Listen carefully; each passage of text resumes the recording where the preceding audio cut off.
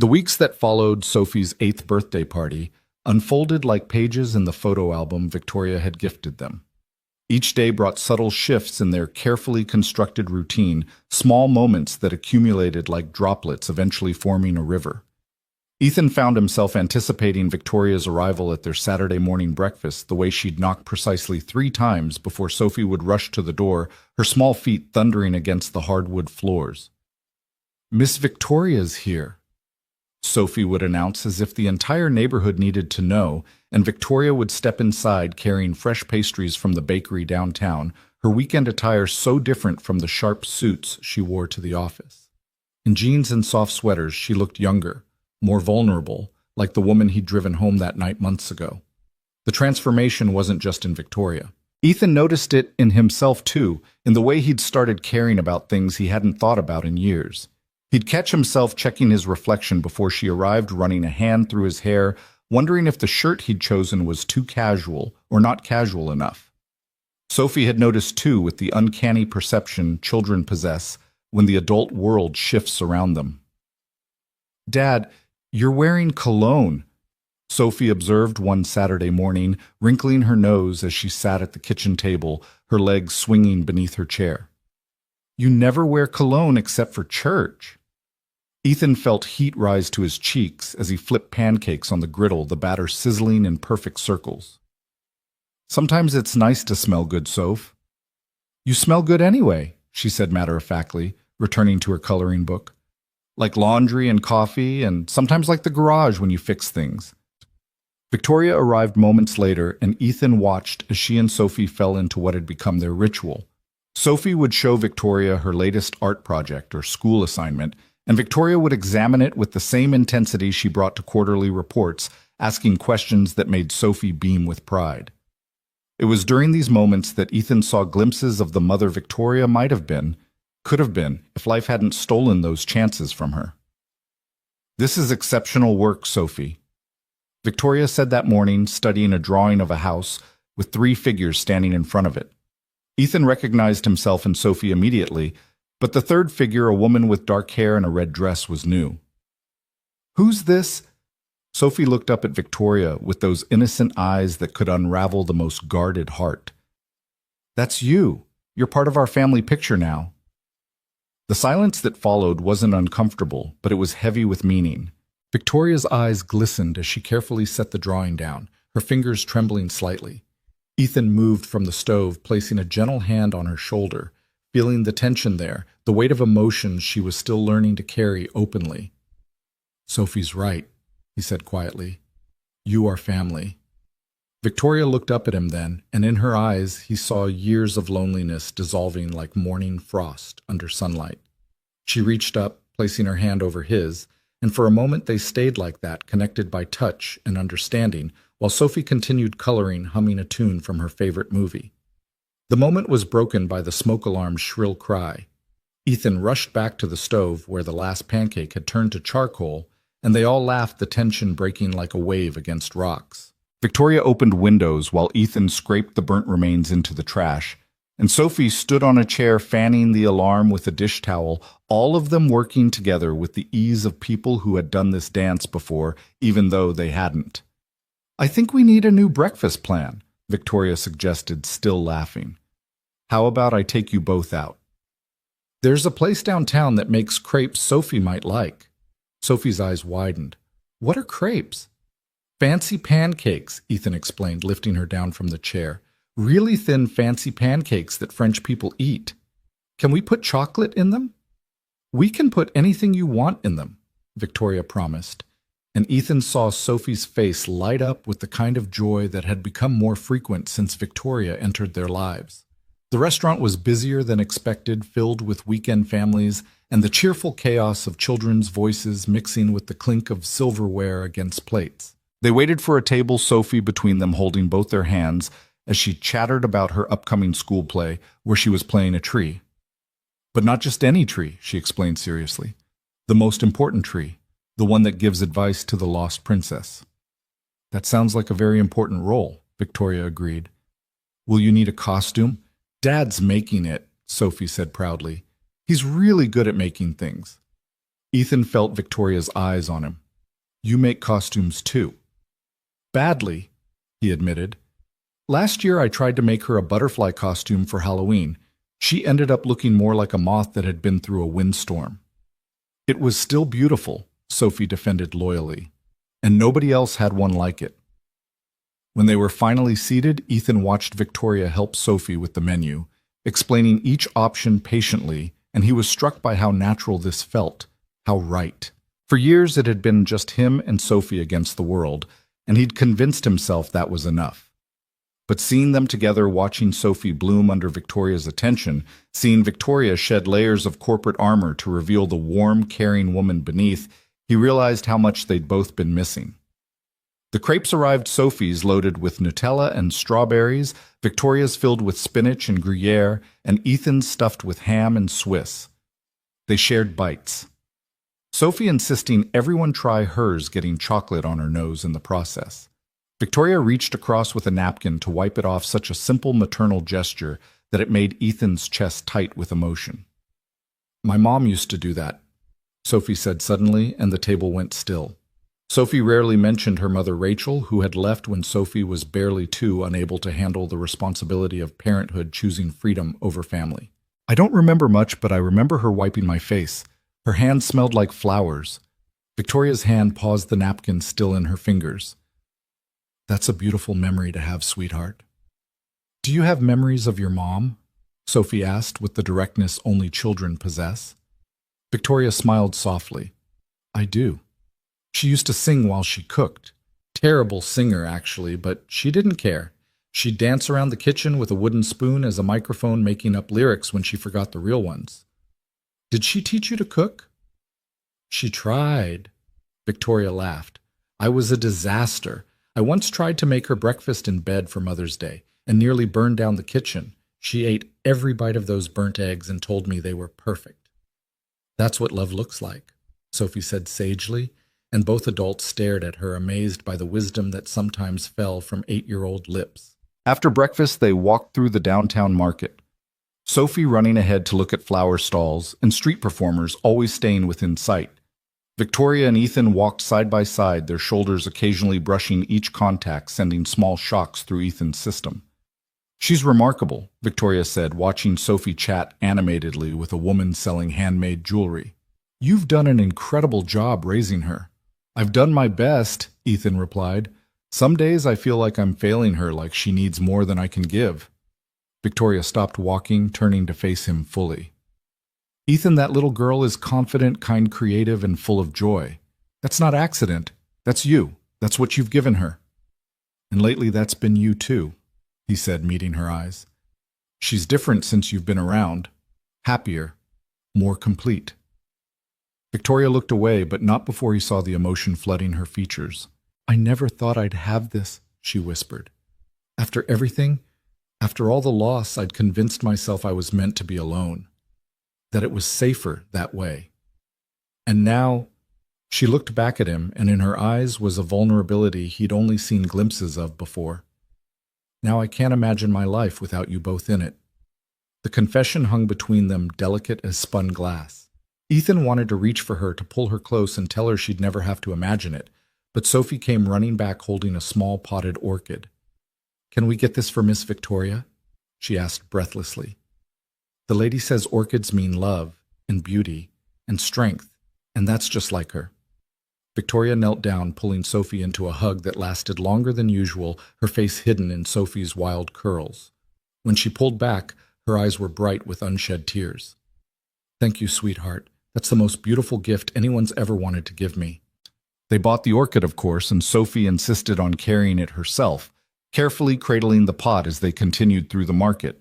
They stopped to watch a juggler, Sophie laughing as balls flew through the air in impossible patterns. Victoria stood behind Sophie, her hands on the girl's shoulders, and Ethan stood beside them, his hand finding its way to Victoria's back, a protective, possessive gesture that felt as natural as breathing. A photographer approached them, one of those street artists who captured families for a small fee. Beautiful family, he said. Let me take your picture. Before Ethan could correct him, explain the complexity of their situation. Sophie was already nodding enthusiastically, and Victoria was smiling, and somehow they were arranging themselves for a photo. Sophie in the middle, holding her orchid, Victoria and Ethan on either side, their arms around each other as if they'd done this 1,000 times before. When the photographer showed them the digital preview, Ethan's breath caught. They looked like a family. Not like three people pretending, not like fragments trying to form a whole, but like a real family, complete and perfect in their imperfection. "We'll take 3 copies," Victoria said, pulling out her wallet before Ethan could protest. That evening, after they'd returned home, and Sophie was in the bath, Victoria and Ethan sat on the back porch watching the sun set over the fence line. The spring air was warm but not yet humid, carrying the scent of blooming jasmine from the neighbor's yard. "I should tell you something," Victoria said, her voice carefully controlled in a way that made Ethan nervous. "About work." His stomach dropped. Was she pulling back? Had they crossed too many professional lines? "What about it?" "I've been thinking about the new position I created for you. The flexible hours, the increased pay." "Victoria, if people are talking, if it's causing problems..." She turned to him, placing a finger against his lips to silence him. "No, that's not it. I want to do more. I want to make you a partner in the firm, Ethan. A real partner with equity and decision-making power. You've brought something to the company that was missing, something I didn't even realize we needed." Ethan stared at her, stunned. "Victoria, I can't accept that. People will think..." "I don't care what people think," she said firmly. "For the first time in my life, I genuinely don't care. What I care about is building something real, something lasting. In business, yes, but more importantly, in life, with you, with Sophie." "What are you saying?" She took a deep breath, and he could see her gathering courage the way she might before a crucial board meeting. "I'm saying that I'm falling in love with you, Ethan. With both of you. And I know it's complicated. I know there are a million reasons why this is messy and difficult, but I've lived my whole life by the rules, by what's appropriate and professional and safe, and where did it get me? Alone in a glass tower, successful and empty." Ethan set down his beer, turning to face her fully. In the fading light, she looked vulnerable and fierce all at once. This woman who commanded boardrooms and negotiated million-dollar deals, but was trembling as she confessed her feelings on his back porch. "Victoria, he started, but she shook her head. "Please let me finish. That night you drove me home, I was at my lowest point. I'd been drinking because it was the anniversary of what would have been my due date if I hadn't lost the last baby. The third one. The one that made the doctors tell me to stop trying. I was ready to give up on everything, Ethan. Not just work or success, but everything." The weight of her words settled over him like a blanket. He reached for her hand, intertwining their fingers. "But then you saw me," she continued. "Not the CEO, not the boss, not the ice queen everyone whispers about. You saw me broken and messy and human, and you didn't turn away. You drove me home and listened and made me feel like maybe I wasn't as alone as I thought." "You're not alone," Ethan said firmly. "Not anymore." "I know I'm not what you probably envisioned," she said, her voice smaller now. "I'm older. I'm your boss. I'm complicated and damaged, and I don't know how to be a mother figure, even though Sophie seems to think I'm doing okay. I don't know how to be part of a family without trying to control everything, without being terrified I'll lose it all again." Ethan pulled her closer until she was tucked against his side, her head on his shoulder. "You want to know what I see when I look at you? I see a woman who's survived losses that would break most people. I see someone who built an empire from grief and determination. I see the way you look at Sophie like she's precious, and how you've brought light back into our home. I see a partner, Victoria, in every sense of the word." She lifted her head to look at him, and he could see the hope battling with fear in her eyes. "Do you mean that..." Instead of answering with words, Ethan did what he'd wanted to do for weeks. He kissed her soft and sure-tasting coffee and possibility on her lips. She responded immediately, her hand coming up to cup his face, and for a moment the world shrunk to just this two people finding each other in the wreckage of their separate losses. "Dad?" Sophie's voice from the doorway made them spring apart like teenagers caught by parents. She stood there in her pajamas, hair damp from her bath, clutching her favorite stuffed elephant. "Are you kissing Miss Victoria?" Ethan's face burned, but Victoria surprised him by laughing. He was, "Sweetheart, is that okay with you?" Sophie considered this seriously, then walked over to where they sat, climbing onto the bench between them. Does this mean you're going to get married? Whoa, slow down there, Soph, Ethan said, but Sophie was looking at Victoria with those big eyes that demanded honesty. Maybe someday, Victoria said carefully, if that's something we all want. But for now, we're just going to take things one day at a time. Is that okay? Sophie nodded, then yawned enormously. Can Victoria tuck me in tonight? If she wants to, Ethan said, looking at Victoria, who was already standing reaching for Sophie's hand. I'd love to, Victoria said, and Ethan watched them walk inside together, Sophie chattering about which story she wanted to hear, Victoria listening with the attention she usually reserved for board presentations. While they were gone, Ethan sat in the growing darkness processing everything that had just happened. In a few short months, his life had transformed completely. The woman he'd once feared as his boss had become central to his existence, to Sophie's existence. The careful boundaries he'd maintained for years had dissolved, replaced by something messier, but infinitely more rewarding. His phone buzzed with a text from his sister, Anna. Heard through the grapevine you're dating someone. When do I get to meet her? Small-town gossip traveled fast, apparently. Ethan typed back, soon. I think you'll love her. Is Sophie okay with it? He could hear Victoria's voice from Sophie's room reading with different voices for each character, Sophie's delighted giggles punctuating the story. More than okay. Then I'm happy for you, big brother. It's about time. It was about time, Ethan thought. Time to stop just surviving and start living again. Time to let someone in to risk his heart after keeping it locked away since Rachel left. Time to show Sophie that families could be built from choice, as much as blood from love discovered, as much as love lost. Victoria returned 20 minutes later, looking soft and maternal in a way that made Ethan's heart clench. She's asleep. She made me promise to be here for breakfast tomorrow. You don't have to. I want to, Victoria interrupted. If that's okay. I want all of this, Ethan. The Saturday breakfasts and bedtime stories and school plays where Sophie's a tree. I want the ordinary moments just as much as the big ones. Even the burnt pancakes, Mom. Especially the burnt pancakes, Mom. She laughed, settling back beside him on the bench. They sat in comfortable silence, watching stars appear one by one in the darkening sky. Ethan thought about the photo from earlier, the three of them looking like they belonged together. He thought about Sophie's drawing the family portrait with Victoria naturally included. He thought about all the small moments that had led them here, breadcrumbs on a path he hadn't even realized he was walking. I should warn you, he said eventually. Dating a single dad isn't exactly glamorous. There are soccer practices and parent-teacher conferences and sick days where Sophie throws up everywhere. There are nightmares and tantrums and times when she'll need to come first, no matter what. I know, Victoria said simply. That's part of what I'm signing up for, all of it. And your work, the company people, are going to talk. Let them, she said with the fierce determination he recognized from the boardroom. I've spent my entire adult life building that company.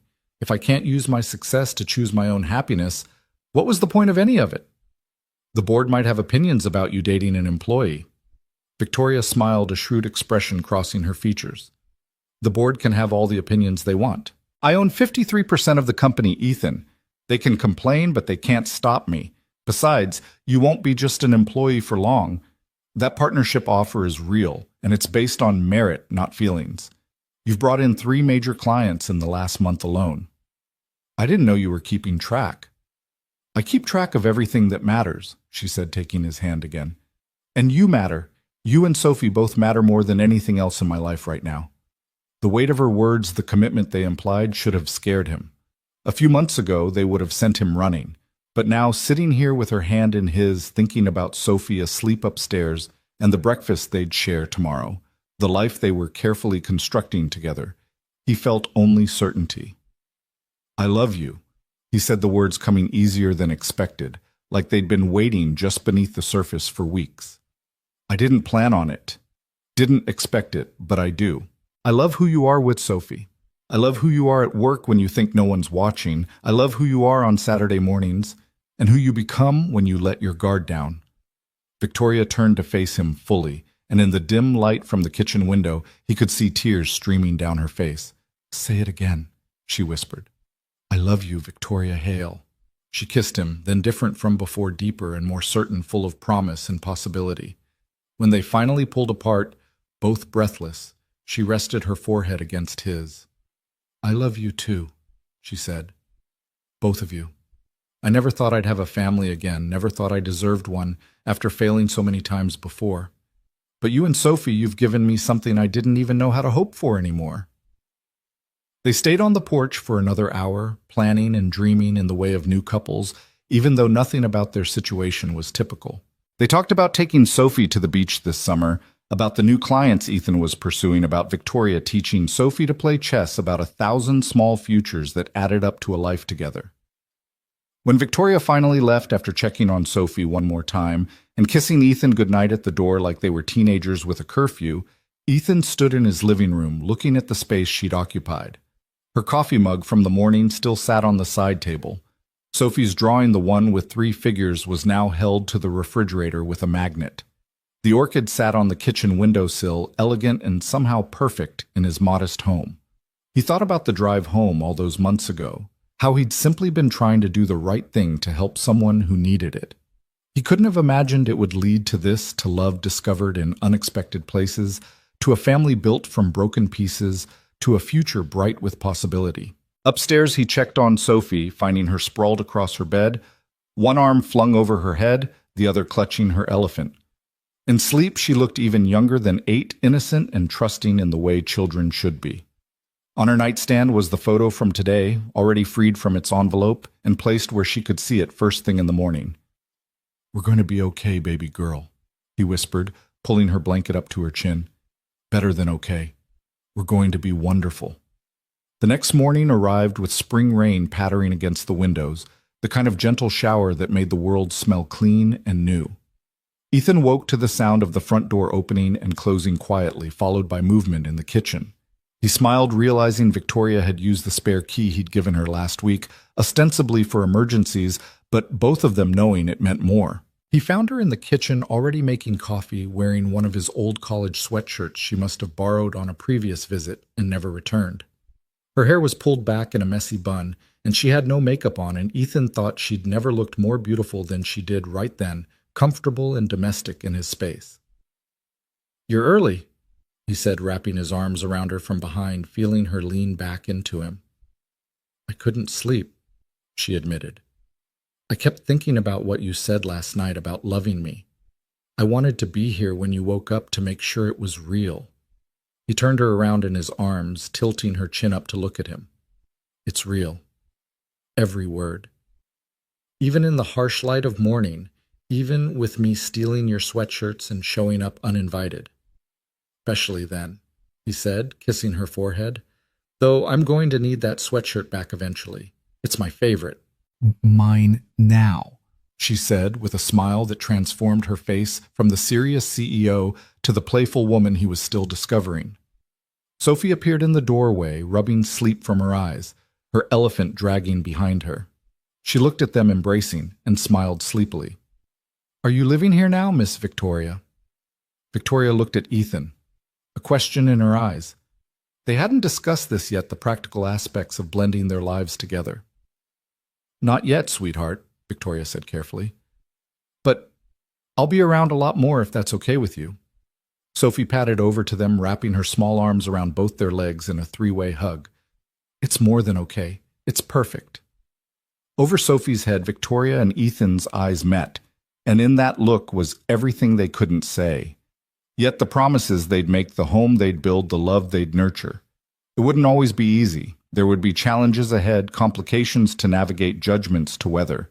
Victoria would have to learn to be a parent figure. Ethan would have to learn to share the responsibility he'd carried alone for so long. And Sophie would have to adjust to their new dynamic.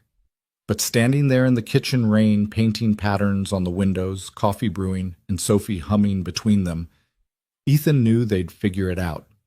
They'd already survived the hardest part, the loneliness, the loss, the fear of never finding this again. Everything else was just details. So, Sophie said, pulling back to look up at them with bright eyes, can we have chocolate chip pancakes today? And can Victoria help make them so they don't burn? They laughed, all three of them, the sound filling the kitchen like music. Yes, Ethan said, ruffling Sophie's hair. Victoria can definitely help. Good, Sophie declared, then paused thoughtfully. And maybe tomorrow she can teach us how to make those fancy crepes at home. I'd love that, Victoria said, her voice thick with emotion. As they moved around the kitchen together, Sophie measuring flour with Victoria's help, while Ethan mixed ingredients, he caught glimpses of their future in these small moments. He saw years of Sunday breakfasts and homework help of birthday parties and holiday traditions they'd create together. He saw Victoria teaching Sophie about strength and ambition. Sophie teaching Victoria about joy and spontaneity. He saw himself loving them both, protecting them both, building a life rich with the kind of happiness he'd stopped believing in. The pancakes miraculously didn't burn. They ate them at the kitchen table, Sophie chattering about her upcoming field trip to the Science Museum, Victoria asking questions and suggesting they all go together on the weekend to see the exhibit Sophie would miss. It was normal and extraordinary all at once, this simple morning that marked the beginning of their real life together. Later, after Victoria had braided Sophie's hair for school, and Ethan had packed her lunch with a note that said, "We love you," instead of just "Love, Dad." After they'd stood together at the door waving goodbye to the school bus, Victoria turned to him with an expression he couldn't quite read. "What?" he asked, suddenly nervous. "I just realized something," she said, wonder in her voice. "For the first time in years, I'm not dreading Monday morning. I'm not trying to fill the weekend with work to avoid thinking about what I don't have. I'm just happy. Here with you." He pulled her close, breathing in the scent of her shampoo mixed with his sweatshirt, this perfect combination of their lives merging. "That's what happens when you stop driving alone," he said, remembering that night the drive that started everything. "When you let someone else in the car with you." She laughed against his chest. "Best detour I ever took." "Best passenger I ever picked up," he countered. They stood there in the doorway holding each other as the morning rain continued to fall, washing the world clean for new beginnings. Somewhere across town, Sophie was telling her teacher about her weekend, about how her dad and Miss Victoria were dating now, and how they were becoming a real family. At the office, people would whisper and speculate about the CEO's new relationship, about the changes everyone could see in her. But here, in this moment, in this house, that had sheltered Ethan's broken heart and was now expanding to hold 3 instead of 2, none of that mattered. What mattered was the coffee getting cold on the counter, the breakfast dishes that needed washing, the ordinary, blessed, mundane reality of building a life with someone. What mattered was Victoria's head on his shoulder and the promise of all the mornings to come, no longer alone but together, no longer broken but whole, no longer surviving but truly, finally living. The rain stopped just before noon sun breaking through the clouds in golden streams that made everything shimmer. Victoria had reluctantly left for a conference call she couldn't reschedule, but not before making plans for dinner for the weekend for a vacation in July when Sophie would be out of school. Each plan was a thread weaving them tighter together, creating a tapestry of shared experiences that would become their story. Ethan stood in Sophie's room, picking up the clothes she'd discarded in her morning rush, and found himself staring at the photo on her nightstand again. The photographer had captured something magical, the exact moment when 3 separate people became a family. Not through blood or law or obligation, but through choice, through love, through the brave decision to try again after loss had taught them all to be careful with their hearts. His phone rang, Victoria's name lighting up the screen. "Miss me already?" he answered, unable to keep the smile from his voice. "Always," she said simply, and he could hear the truth of it, the way missing him had become part of her routine, as natural as breathing. "But I'm actually calling because I just got an interesting email. There's a house for sale in Sophie's school district. 4 bedrooms, big backyard, perfect for a family. The seller is motivated, and I thought, maybe we could look at it together." The implication of her words, the future she was proposing, should have terrified him. Instead, he felt only rightness, like puzzle pieces clicking into place. "Are you asking me to house hunt with you, Victoria Hale?" "I'm asking you to build a home with me, Ethan Ward," she corrected. "All 3 of us. Somewhere that's ours from the beginning, not mine or yours, but ours." He thought about this house, the memories it held of his marriage falling apart, of years struggling alone, of the slow rebuild after Rachel left. It had served its purpose, sheltered them through the storm. But maybe Victoria was right. Maybe it was time for something new, something chosen together, something that would only know happiness because they'd create it that way. "Send me the listing," he said. "We'll go look this weekend, all three of us." "Really?" The hope in her voice made his chest tight. "Really. Sophie's been saying she wants a bigger room anyway, and a backyard with space for a swing set. And maybe a home office where I can work when I want to be close to you both," Victoria added softly. "And a kitchen big enough for all of us to cook together without burning things." Ethan laughed. "A dining room for family dinners. A porch for watching sunsets. A life," Victoria said, her voice full of wonder. "A real life together." "Yes," Ethan agreed. "All of that and more." They talked for a few more minutes about practical things, mortgage rates and school districts, and the logistics of blending two successful careers with raising a child. But underneath the mundane details was something electric, the energy of lives transforming, of love, refusing to stay within the boundaries they'd drawn for themselves. After they hung up, Ethan stood in the afternoon light filtering through Sophie's window and let himself imagine it fully for the first time, coming home to Victoria every night, waking up beside her every morning, watching Sophie grow up with two parents who loved her fiercely. He imagined holidays with extended family. Victoria's parents flying in from Florida, his sister Anna finally getting to meet the woman who'd changed their lives. He imagined challenges too. The arguments they'd have about money or discipline, or the 1,000 small negotiations required to merge two adult lives. But even those seemed less like obstacles and more like opportunities to know each other deeper, to choose each other again and again. The doorbell rang, pulling him from his reverie. A delivery driver stood on the porch with an enormous bouquet of flowers, every color imaginable, arranged in an explosion of beauty. "Ethan Ward," the driver confirmed. "That's me." "These are for you, sir. Have a great day." Ethan carried the arrangement inside, finding the card nestled among the blooms. Victoria's precise handwriting spelled out a simple message: "Thank you for seeing me, for choosing me, for loving me. Forever yours, V." He placed the flowers on the kitchen table where Sophie would see them when she got home, where they'd brighten the room with promise. Then he grabbed his phone and typed a message to Victoria. "You've got it backwards. Thank you for letting yourself be seen, for choosing us, for loving us back. Forever yours, E." Her response came quickly, just a heart emoji followed by, "How did I get so lucky?" Ethan thought about that night months ago, about the split-second decision to offer his boss a ride home, about how the smallest choices sometimes led to the biggest changes. Luck had nothing to do with it, he realized. It was brave kindness meeting desperate need, two broken hearts, recognizing each other across the divide of propriety and position, the courage to build something new from the rubble of what had been lost. Sophie's bus would arrive soon, bringing her home with stories of her day and homework that needed doing, and probably a new art project featuring the three of them, because that seemed to be her favorite subject lately. Victoria would come for dinner, and they'd tell Sophie about the house they wanted to see, watch her excitement at the possibility of a bigger room and a backyard with space for the swing set she'd been wanting. They'd do dishes together, the three of them, Sophie on her step stool between them, all of them working in harmony. They were still learning, but that felt more natural every day. And later, after Sophie was asleep, he and Victoria would sit on the porch, despite the spring chill, planning their future, with the careful hope of people who'd lost before, but were brave enough to try again.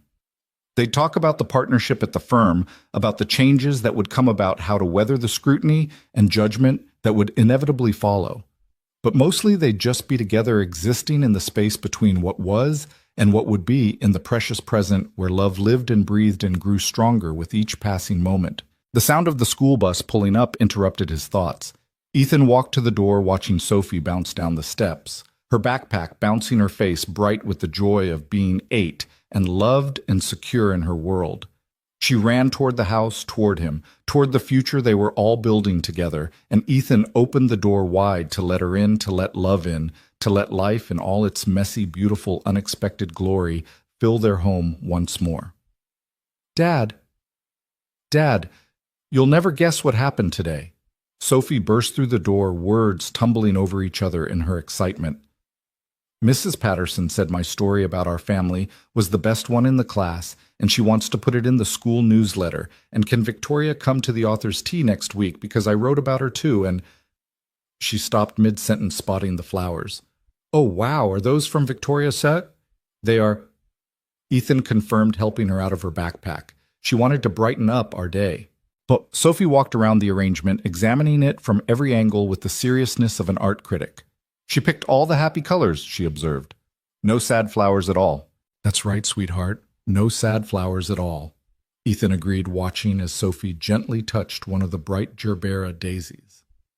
The afternoon sun streaming through the kitchen window caught the petals, making them glow like small suns themselves. Sophie pulled a folded paper from her pocket, smoothing it carefully on the table beside the flowers. Want to read my story? Mrs. Patterson said it made her cry, but in a good way. Ethan sat down, pulling Sophie onto his lap as he unfolded the paper. Her handwriting, still wobbly but determined, filled the page. My Family by Sophie Ward. My family is different than before. It used to be just me and Dad, and that was good, but sometimes quiet. Now we have Victoria, too. She's not my mom, but she loves me like one. Dad smiles more now. He sings in the shower, which he never did before. Victoria teaches me big words and how to stand up straight, and she never misses my soccer games, even when she has important meetings. The story continued, each line a testament to the transformation their lives had undergone. Sophie had noticed everything, the way Victoria had gradually moved items into their home, how she and Ethan looked at each other when they thought no one was watching, how their hugs lasted longer, now how laughter filled spaces that used to echo with silence. This is beautiful, Soph, Ethan said, his voice thick with emotion. Victoria's gonna love it. She can come to the author's tea, right? All the kids are bringing their families. Of course she can come. She wouldn't miss it for the world. Sophie bounced off his lap, energy renewed. I'm going to make her a special invitation with glitter and everything. As Sophie raced upstairs to gather her art supplies, Ethan's phone buzzed with a text from Victoria. In the most boring meeting of my life. Send help or pictures of Sophie. Either works. He smiled quickly, snapping a photo of Sophie's story and sending it along. The response was immediate. Now I'm crying in a board meeting. Thanks for that. Tell Sophie I'll be at that author's tea if I have to move heaven and earth. When Victoria arrived for dinner that evening, Sophie practically tackled her at the door, the glitter-covered invitation clutched in her small hands. Victoria read it with the same attention she gave to million-dollar contracts, her eyes growing misty at Sophie's careful lettering. Please come to my author's tea. You're part of my story. Love, Sophie. I wouldn't miss it for anything, Victoria promised, pulling Sophie into a tight hug. Over Sophie's head she met Ethan's eyes, and he saw everything there, gratitude, love, the overwhelming realization of being chosen by a child who had no obligation to love her, but did anyway. Dinner was a lively affair, Sophie, chattering about the house they were going to look at on Saturday, already planning where her art corner would be and insisting they needed a big tree for a swing. Victoria had brought dessert homemade brownies that were slightly lopsided but made with love, and Sophie declared them the best brownies ever created, even better than the bakery ones. Did you really make these yourself? Sophie asked, chocolate smeared on her chin. I did. Your dad's been teaching me to cook. I'm still not very good at it, but I'm learning. That's okay, Sophie said sagely. Dad says the best things are worth working for. After dinner, they settled into what had become their evening routine. Sophie did homework at the kitchen table while Victoria reviewed contracts beside her, occasionally helping with math problems. Ethan cleaned up from dinner, listening to their quiet conversation, the domestic symphony of pencils on paper and pages turning, and Sophie's occasional frustrated sighs when she encountered a difficult problem. This one's hard, Sophie complained, staring at her worksheet. Victoria leaned over, studying the problem. It is hard, but you know what I do when something's hard at work? What? I break it into smaller pieces. Look, if we solve this part first. Ethan watched them work through the problem together. Victoria's patience endless. Sophie's face lighting up when she finally understood. These were the moments that didn't make it into photo albums or social media posts, but were the true foundation of family. The quiet, unremarkable evenings where love was shown through presence and patience and the simple act of being there. Later, after Sophie was in bed, Ethan and Victoria sat on the couch, her feet in his lap, as she continued working through her contracts. The comfortable silence between them was punctuated only by the scratch of her pen and the distant sound of crickets beginning their spring chorus. "The Hendersons are getting divorced," Victoria said suddenly, setting down her work. "The Hendersons from your firm." She nodded. 23 years of marriage, 2 kids in college, and they're calling it quits. She said they just grew apart, stopped seeing each other somewhere along the way. Ethan's hands stilled on her feet. "Does that scare you? The possibility of that happening to us?" Victoria was quiet for a long moment, considering. "It used to. When James died, I thought that was the worst thing, losing someone you loved to death. But watching the Hendersons, I realized there's another kind of loss. The slow fade where you wake up next to a stranger and can't remember when they became one." "That won't be us," Ethan said firmly. "How do you know?" He tugged her closer until she was curled against his side. "Because we've both already been through the worst. You lost James and the babies. I lost Rachel not to death, but to choice, which has its own kind of sting. We know what it's like to be alone, Victoria. We know the value of what we have because we know the cost of losing it." She lifted her head to look at him. "When did you become so wise?" "Tuesday," he deadpanned, making her laugh. "I'm serious, though," she continued. "The Hendersons probably thought they'd make it too. Everyone does in the beginning." Ethan thought about how to answer, how to ease the fear he could see creeping into her eyes, the same fear that sometimes woke him at night, the voice that whispered this was too good to last. "You're right," he said finally. "Everyone thinks they'll make it, but not everyone drives their drunk boss home from a party. Not everyone chooses to love a single dad with a complicated history. Not everyone gets a second chance and recognizes it for what it is, precious and fragile and worth protecting." "We're not going to be the Hendersons," Victoria said, and it sounded like a vow. "No," Ethan agreed. "We're going to be the Wards." Victoria stilled. The Wards. He hadn't meant to say it, hadn't planned this moment, but now that the words were out, he didn't want to take them back. "Eventually, when you're ready, when we're ready. But yes, Victoria, someday I want you to be a Ward. I want it official and legal and permanent. I want Sophie to have a mom who chose her, who fought to be in her life. I want to wake up every morning knowing you're my wife, not just my girlfriend or partner, but my wife." Victoria was crying now, silent tears streaming down her face. "Ethan." "I'm not proposing," he clarified quickly. "Not yet. We need more time, need to blend our lives more fully, but I want you to know that's where I'm headed. That's what I'm building toward. A life where you're Victoria Ward, where Sophie has 2 parents at every school event, where the house we're looking at becomes our home in every legal sense." "Yes," Victoria whispered. "Yes. Yes to all of it, to taking time to doing this right, but also yes to the future where I'm Victoria Ward, and Sophie calls me Mom if she wants to, and we have family portraits taken every year and argue about where to spend holidays and all of it. Yes, Ethan. Yes to everything."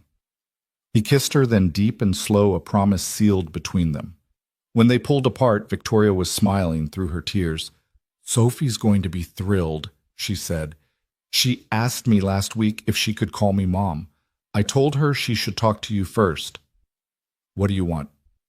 "I want whatever feels right for her. Mom Victoria Fiv. I don't care what she calls me as long as I get to be there for her."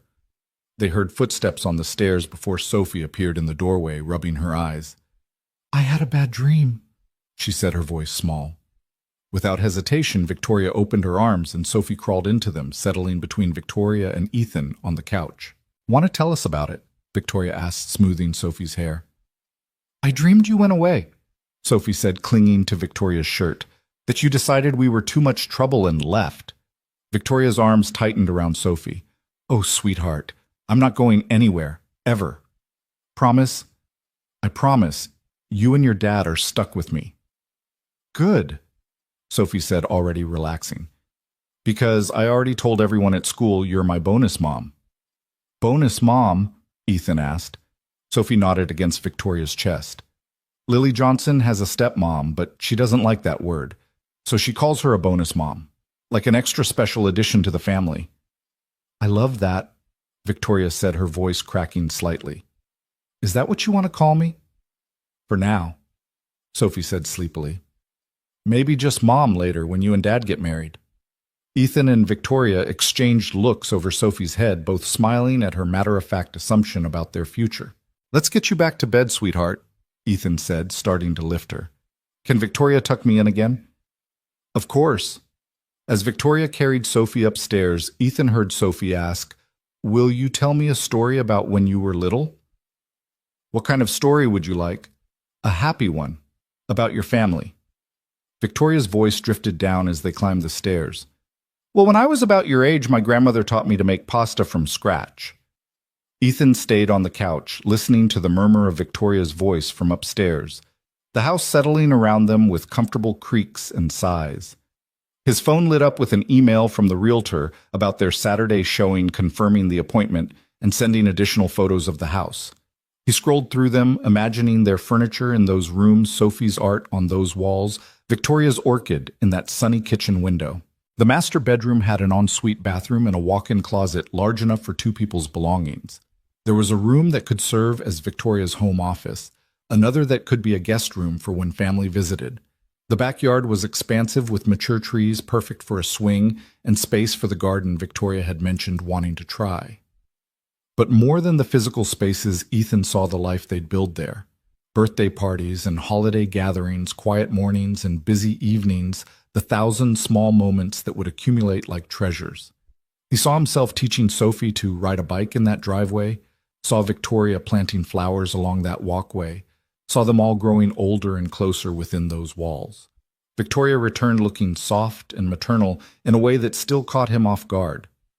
She's asleep. She made me promise twice more that I wasn't leaving. She's been anxious about that lately, Ethan admitted. I think as she gets more attached, she gets more scared of losing you. I know the feeling, Victoria said, settling back beside him. Sometimes I wake up terrified this is all a dream, that I'll open my eyes and be back in my empty apartment, successful and alone. It's real, Ethan assured her, pulling her close. We're real. They sat quietly for a moment before Victoria spoke again. My mother called today. She wants to come visit next month. That's great. I'd love to meet her. She wants to meet you too, both of you. She said, and I quote, It's about time you found your family, darling. Your father and I were starting to worry. Were they really worried? Victoria laughed softly. Probably. I haven't introduced them to anyone since James. They'll probably overwhelm you with enthusiasm. I can handle enthusiastic parents.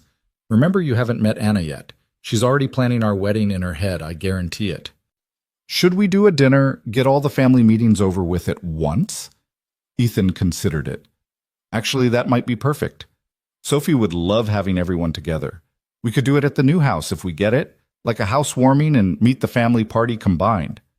Ambitious, Victoria noted. Going from secret relationship to hosting family gatherings in a matter of months. Go big or go home right? Speaking of going home, Victoria said, reluctantly glancing at her watch, I should head back. Early meeting tomorrow. Or, Ethan said the word hanging between them like a challenge, you could stay. They'd been careful about this, about overnight visits while Sophie was home. But something had shifted tonight with Sophie's story and her fear of Victoria leaving with their talk of marriage and the future. What about Sophie? I think she'd be thrilled to find you here in the morning. You could make breakfast together before school. Victoria bit her lip, considering. I don't have clothes for tomorrow. The bag in my closet says otherwise. She looked at him, surprised. You noticed that... I notice everything about you, Victoria Hale, including the emergency outfit you stashed here last week. It seemed presumptuous. It seemed hopeful, he corrected. Stay, please. She kissed him soft and sweet.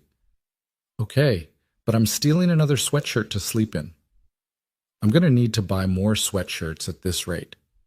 Or I could just leave some clothes here officially, if that's okay.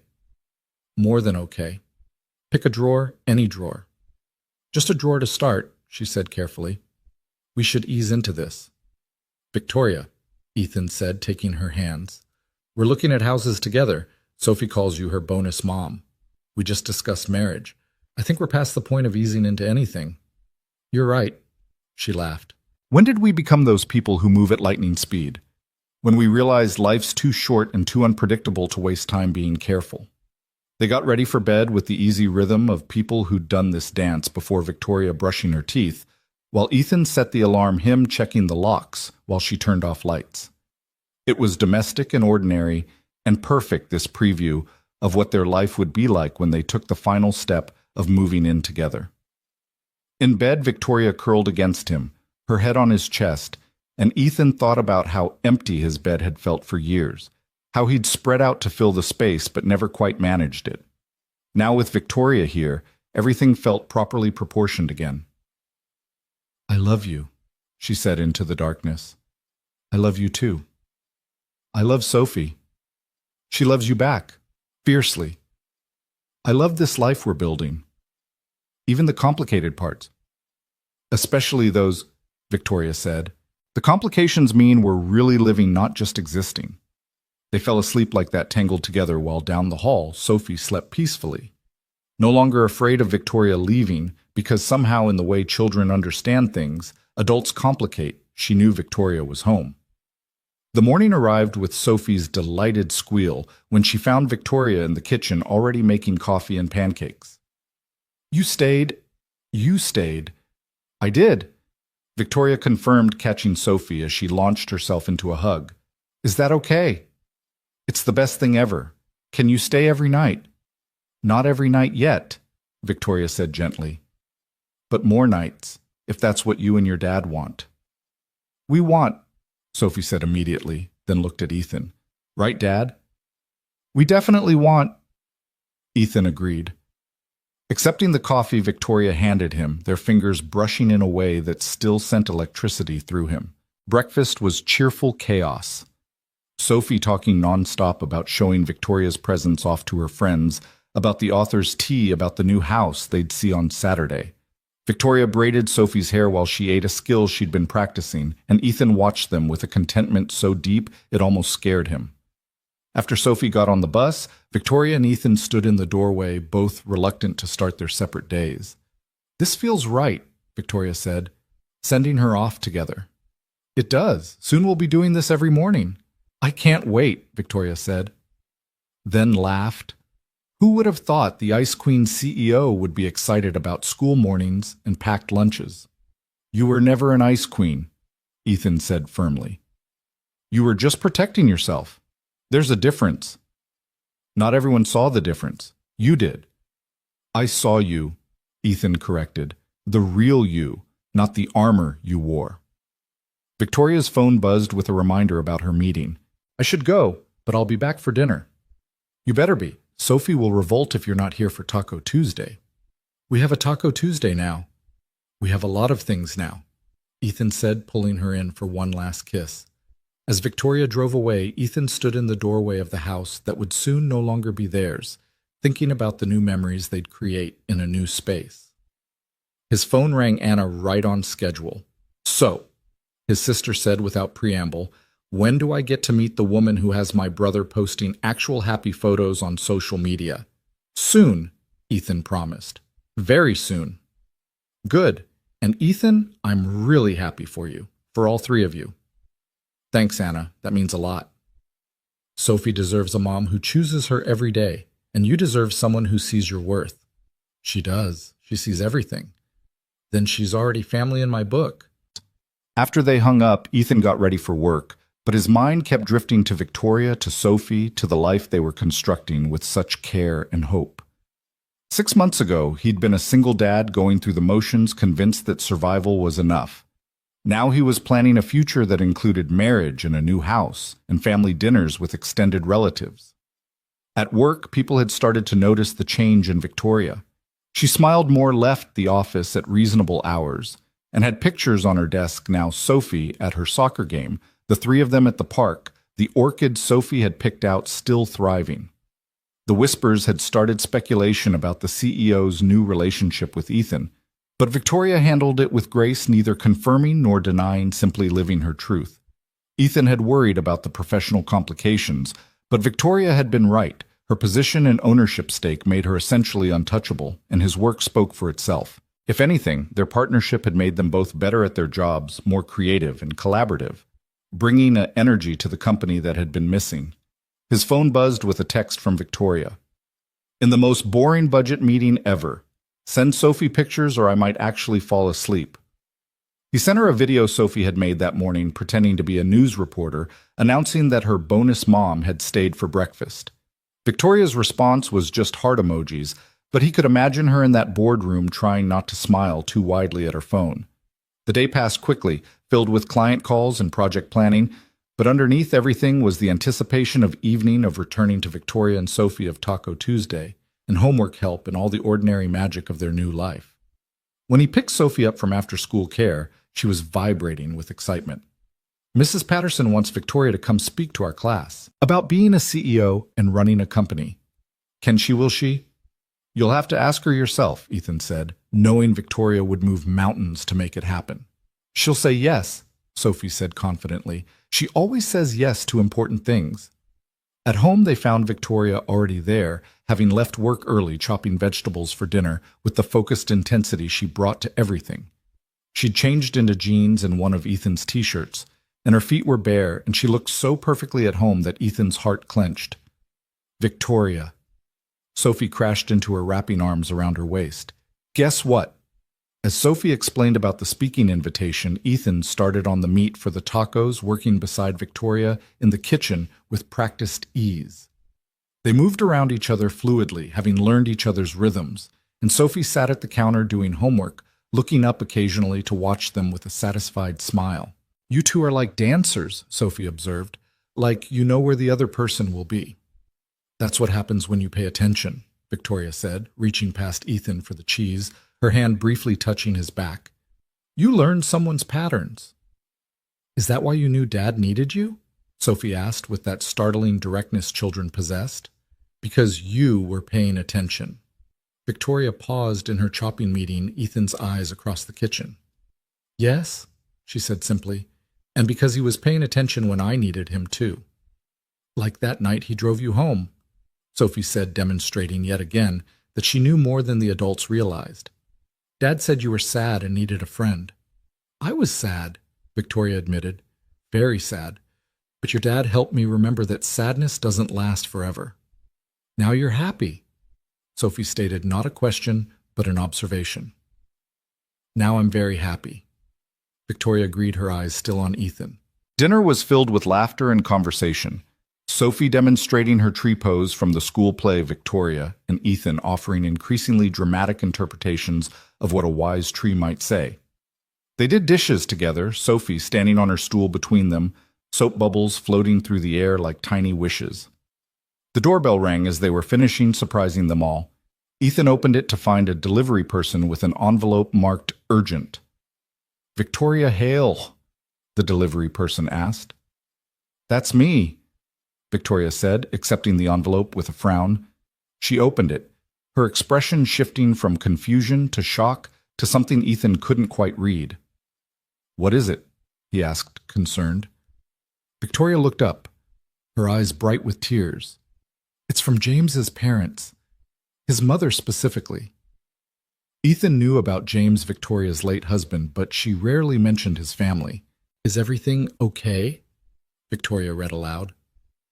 Dear Victoria, we heard through mutual friends that you found love again, that you're building a family with someone who makes you smile the way James did. We wanted you to know how happy this makes us. James wouldn't want you to be alone. He'd want you to be loved, to be a mother, to have everything you two dreamed of. The ring we gave you after he passed his grandmother's ring, we want you to have it for when the time is right. Not as a reminder of what was lost, but as a blessing for what you found. Consider it a gift from James, too, his way of saying yes to your happiness.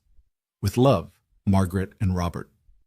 The kitchen was silent except for Sophie's confused, "Why are you both crying?" Victoria folded the letter carefully, her hands shaking. They sent his grandmother's ring, the engagement ring from the 1940s. James proposed with a different ring, but after he died, his mother gave me this one, said, I should have something of the family. I sent it back last year. I thought I didn't deserve it anymore. And now they're giving it back. They're giving their blessing, Victoria corrected. They're saying it's okay to move forward, to use a piece of the past to build a future. Ethan pulled her into his arms, feeling her shake with the force of her emotions. Sophie wrapped her arms around both their legs, creating a three-way embrace that had become their signature formation. "James sounds nice," Sophie said into the silence. "He loved you, so he must have been nice." "He was very nice," Victoria confirmed, pulling back to wipe her eyes. "He would have loved you, Sophie. He always wanted children." "Maybe he sent you to us," Sophie said with the simple faith of childhood. "Maybe he knew we needed you and you needed us." Victoria knelt down to Sophie's level, cupping her face gently. "Maybe he did, sweetheart. Maybe he did." Later, after Sophie was asleep, Victoria showed Ethan the ring. It was beautiful in its simplicity, a single diamond surrounded by smaller stones in an Art Deco setting, delicate but strong. "It's beautiful," Ethan said, understanding the weight of what she was sharing. "I never imagined I'd want to wear a ring again," Victoria admitted. "But lately I've been thinking about it, about making things official, about being Mrs. Ward. We don't have to rush in." "I know," Victoria interrupted. "But I want you to know that when you're ready, when we're ready, this is the ring I want to wear. Not because it was his, but because his parents are right. It's a blessing. It represents the fact that love doesn't die, it transforms. That you can have more than one great love in a lifetime." Ethan held her close, this woman who had transformed his life, who had brought light back into their home, who loved his daughter as her own. "Soon," he promised. "Not today, not tomorrow, but soon." "I can wait," Victoria said. "I'd wait forever for this for you both." "You won't have to wait forever," Ethan assured her. "Just long enough for us to do this right." Saturday arrived bright and clear, perfect for house hunting. Sophie had dressed carefully for the occasion, wearing her lucky dress that she insisted would help them find the perfect home. Victoria arrived early with coffee and donuts, and they set off like adventurers seeking treasure. The house was even better in person. Sophie ran from room to room, her excitement infectious, calling out discoveries. "There's a reading nook. The closet is huge. Look at this bathtub." Victoria and Ethan followed more slowly, holding hands as they took in the spaces. The kitchen was expansive, with room for all three of them to cook together. The living room had large windows that would fill the space with light. The master bedroom was a sanctuary, peaceful and private. "What do you think?" the realtor asked. Ethan looked at Victoria, who was watching Sophie spin in what would be her room, arms outstretched like she was trying to embrace the space itself. "It's perfect," Victoria said softly. "It's home." They made an offer that day, and it was accepted by evening. As they celebrated with pizza and ice cream, Sophie between them on the couch, chocolate on her face, and joy in her eyes, Ethan realized this was it. The life he'd never dared to dream of after Rachel left the family he'd thought was lost to him forever. "We're really doing this?" Victoria said, wonder in her voice. "We're really becoming a family." "We already are a family," Sophie corrected. "Now we're just getting a house to match." And she was right, Ethan thought. They were already a family bound not by blood or law, but by choice, by love, by the thousand small decisions to show up for each other every day. The house was just walls and windows, but they would fill it with laughter and memories, with burnt pancakes and perfect tacos, with homework at the kitchen table and stories at bedtime. The spring evening was warm enough to sit on the porch. After Sophie went to bed, Victoria and Ethan, planning renovations and paint colors, discussing which room would be Victoria's office and where they'd put the Christmas tree come winter. The future stretched before them, not perfect. Nothing ever was, but real and solid and theirs. "Thank you," Victoria said suddenly. "For what?" "For that night, for driving me home, for seeing past the mess I was to the person I could be." "You were never a mess," Ethan said firmly. "You were just human, and you didn't become someone different. You just let the real you come out." "The real me was pretty buried." "Not buried," Ethan disagreed. "Just waiting. Waiting for the right moment, the right people, the right love to make it safe to emerge."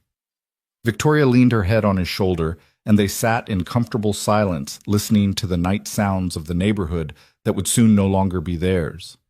In a few weeks, they'd be painting new walls, arranging furniture in new rooms, creating new routines in new spaces. Sophie would start third grade with two parents at orientation. Victoria's mother would visit and probably cry happy tears. Anna would help them move and definitely cry happy tears. There would be challenges, there always were. They'd have to navigate the complexities of discipline and boundaries of Victoria fully stepping into a parental role. They'd weather judgments from those who thought their relationship moved too fast or was inappropriate given their professional connection. They'd face the normal struggles of any couple learning to share space and responsibilities.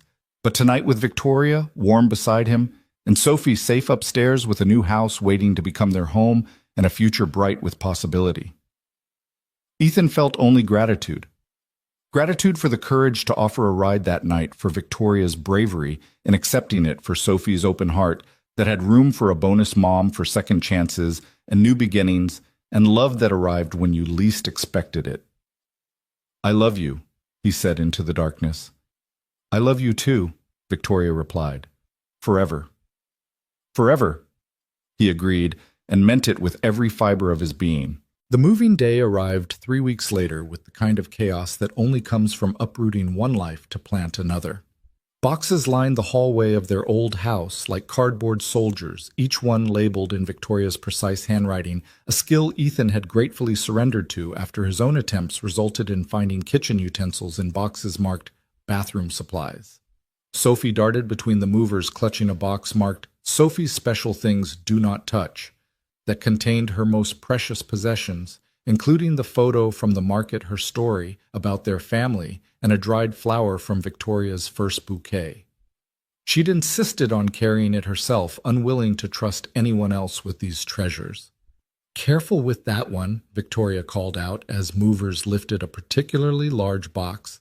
"That's got the—" A crash interrupted her, followed by the distinctive sound of breaking glass. "The wedding china," she finished with a sigh. It was James's family china, something she'd kept in storage for years, unable to part with it, but also unable to use it. Ethan appeared at her side immediately. "I'm sorry. We can try to—" "No," Victoria said, surprising herself with how calm she felt. "It's okay. It's okay. They were his family's dishes. Maybe it's time to let them go and get our own. Something we choose together." "Are you sure?" She looked at him. This man who'd become her anchor, her home, her second chance at everything. "I'm sure. The past had its place, but this is our future. We should fill it with things that are ours from the beginning." Anna arrived just as the last boxes were being loaded, her arms full of sandwiches and drinks for everyone. "Can't have you starving on moving day," she announced, then stopped short when she saw Victoria. "Oh my God, you're gorgeous. How is my brother dating someone this gorgeous?" "Anna." Ethan groaned, but Victoria laughed, extending her hand. "You must be Anna. I've heard so much about you."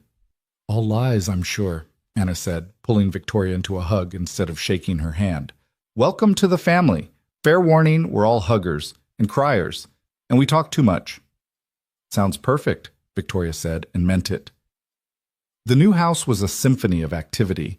Movers tramped up and down stairs, Sophie directed traffic with the authority of a tiny general, and Anna had taken charge of the kitchen, unwrapping dishes and putting them away while keeping up a steady stream of commentary about Ethan's bachelor years. "You should have seen his first apartment," Anna was telling Victoria as they unpacked.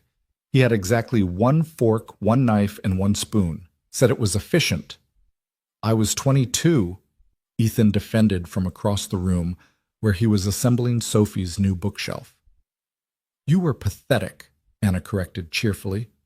"Thank God Victoria's here to civilize you." By afternoon, the major furniture was in place, and they'd sent the movers away with generous tips.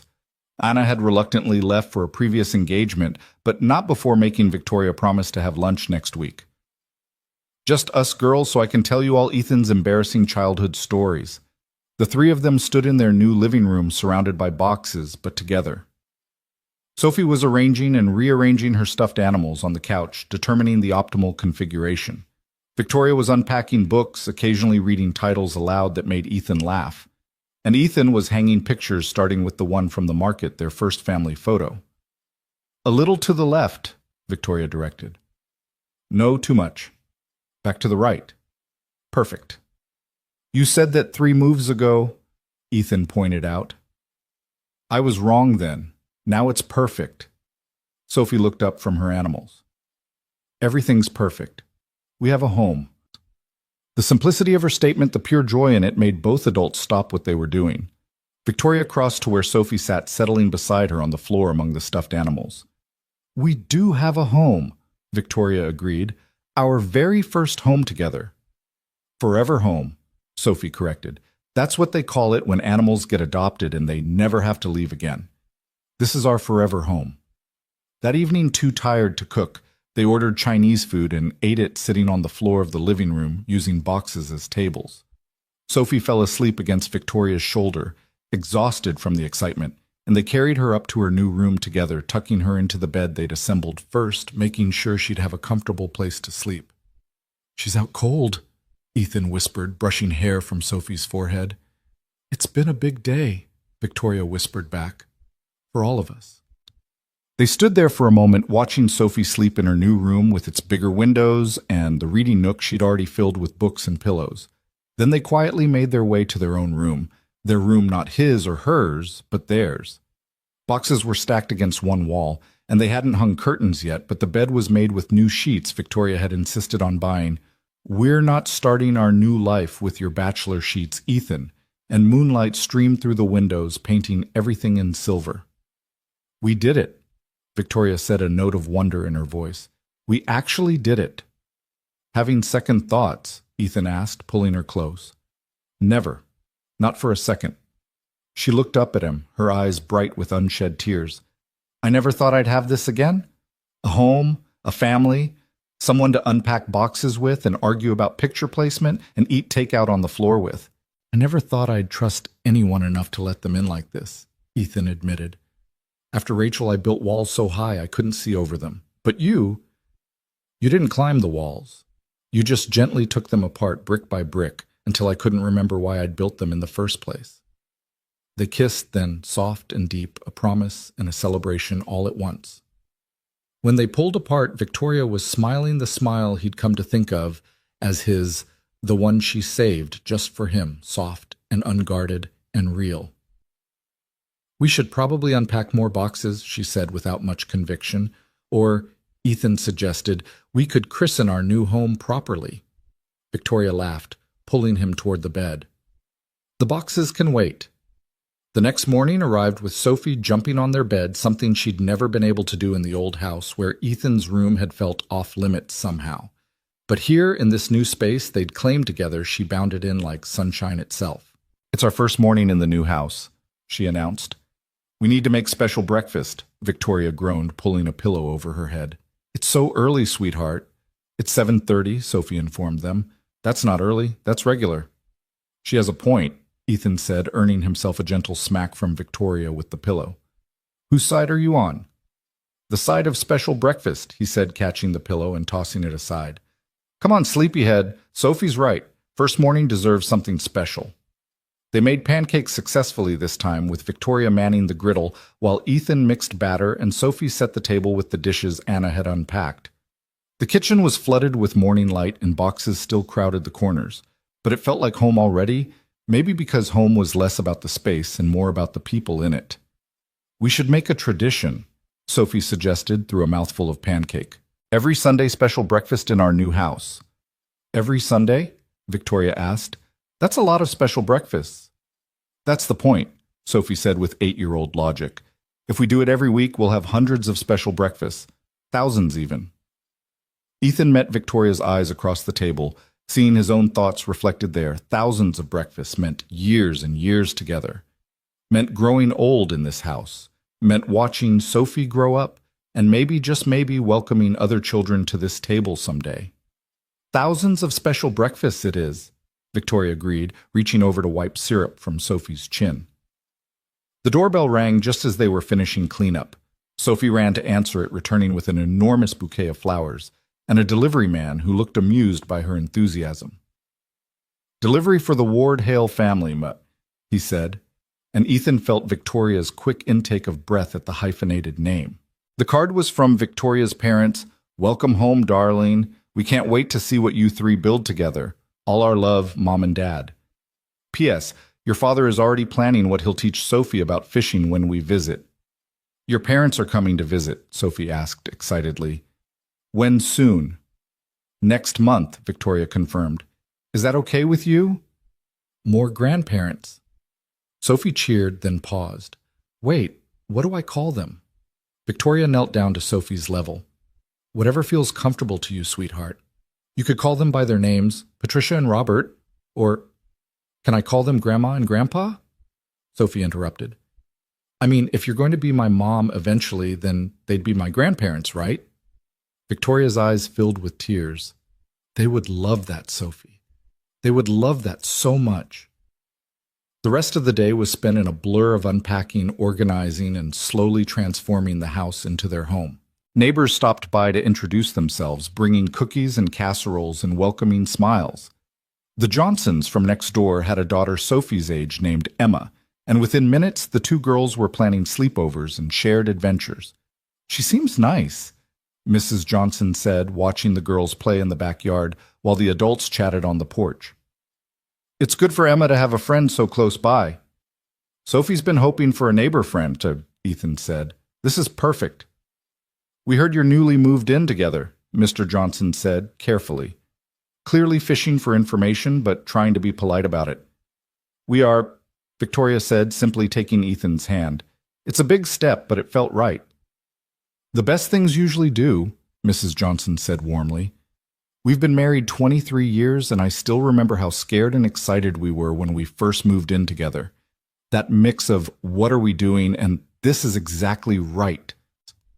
That's exactly how it feels, Victoria admitted, and Ethan squeezed her hand, loving her for her honesty, for not putting up the CEO facade with these strangers who might become friends. As the sun began to set on their first full day in the new house, they sat on the back porch watching Sophie and Emma chase fireflies, their laughter echoing across the yard. Victoria had changed into one of Ethan's t-shirts and shorts, her feet bare, her hair pulled back messily. She looked nothing like the polished executive who commanded boardrooms and million-dollar deals. She looked like a woman at home at peace and love. Penny for your thoughts, Ethan said, noticing her distant expression. I was thinking about time, she said. How a year ago I was alone in my apartment working until midnight every night telling myself I was fulfilled. And now I'm watching our daughter catch fireflies in our backyard while wearing your shirt, and I can't imagine being anywhere else. Our daughter? Ethan repeated softly. Victoria's eyes widened. I'm sorry, I didn't mean to presume. No, Ethan interrupted. Don't apologize. She is our daughter in every way that matters. Has been for a while now. But legally, we'll figure that out, Ethan said firmly. When we're ready. When we make things official. But Victoria, you're her mother now, biology and legalities aside. You're the one she runs to with good news and bad dreams. You're the one teaching her to be strong and smart and kind. You're her mom. Victoria was crying now, not trying to hide it. I never thought I'd get to be anyone's mom. You're Sophie's mom, and maybe, Ethan paused, gathering courage. Maybe someday you'll be other children's mom too, if you want. Victoria turned to look at him fully. You'd want that more children. With you. Yes, 12 of them. Let's start with one more and see how we do. Victoria laughed through her tears. Deal. But first, Ethan said, pulling something from his pocket, we need to make some other things official. Victoria gasped as he slid off the porch bench and onto one knee, producing a small velvet box. Inside was the ring James's parents had sent, the one that represented blessing and continuity and love that transformed rather than died. Victoria Hale. Ethan began, his voice steady despite his racing heart. 6 months ago, you were my boss, my terrifying, brilliant, untouchable boss. Then one night, you were just a woman who needed a ride home, who needed someone to see past the armor to the person underneath. That drive changed everything. You've brought light back into our lives, love back into our home, laughter back into our days. You've become Sophie's mother and my partner and the person I can't imagine living without. Sophie must have noticed something because suddenly she was there, Emma forgotten standing beside them with wide eyes and clasped hands. "Are you proposing?" she whispered loudly. "For real?" "I'm trying to," Ethan said with a laugh. "If you'll let me finish." "Keep going," Sophie urged, then clamped her hands over her mouth. Ethan looked back at Victoria, who was laughing and crying simultaneously. "Victoria, will you marry me? Will you officially become Sophie's mom and my wife and make this beautiful, chaotic, perfect life we're building legal and permanent and forever?" "Yes," Victoria said, not even hesitating. "Yes to all of it. Yes forever." As Ethan slipped the ring onto her finger, a perfect fit as if it had been waiting for this moment, for this hand, for this love, Sophie erupted in cheers, throwing herself at them both. "We're getting married!" She shouted to Emma, to the Johnsons who had come out to see what the commotion was about, to the fireflies and the setting sun, and anyone else who might be listening. "We're going to be a real family." "We're already a real family," Victoria corrected, pulling Sophie close. "Now we're just making it official." The neighbors offered congratulations. Emma and Sophie immediately began planning their roles in the wedding, and somewhere in the chaos, Victoria and Ethan found a moment to kiss, to seal this promise properly. "I love you," Victoria whispered against his lips. "Thank you for being brave that night. Thank you for offering to drive me home. Thank you for saying yes," Ethan whispered back. Then and now. As darkness fell properly, they all went inside their new home. Sophie still chattering excitedly about flower girl dresses and wedding cakes, Victoria calling her parents to share the news, Ethan watching them both with a contentment so profound it made his chest ache. The house was still full of boxes. They'd eaten takeout on the floor just last night. There were 1,000 decisions to make about paint colors and furniture placement and whether the dining room should be formal or casual. But none of that mattered compared to this. Sophie curled between them on the couch, Victoria's ring catching the lamplight, all three of them exactly where they belonged. "Tell me the story," Sophie requested, her traditional bedtime request taking on new meaning now. "What story, sweetheart?" Victoria asked, though they all knew which one.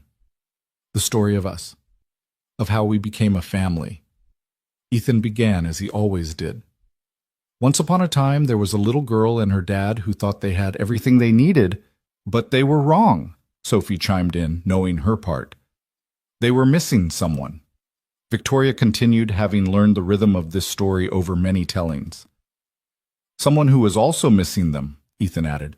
"And one night," Sophie said, her voice getting sleepy, "Dad was brave and kind, and Victoria was sad and needed a friend," Victoria said softly, and a simple ride home changed everything.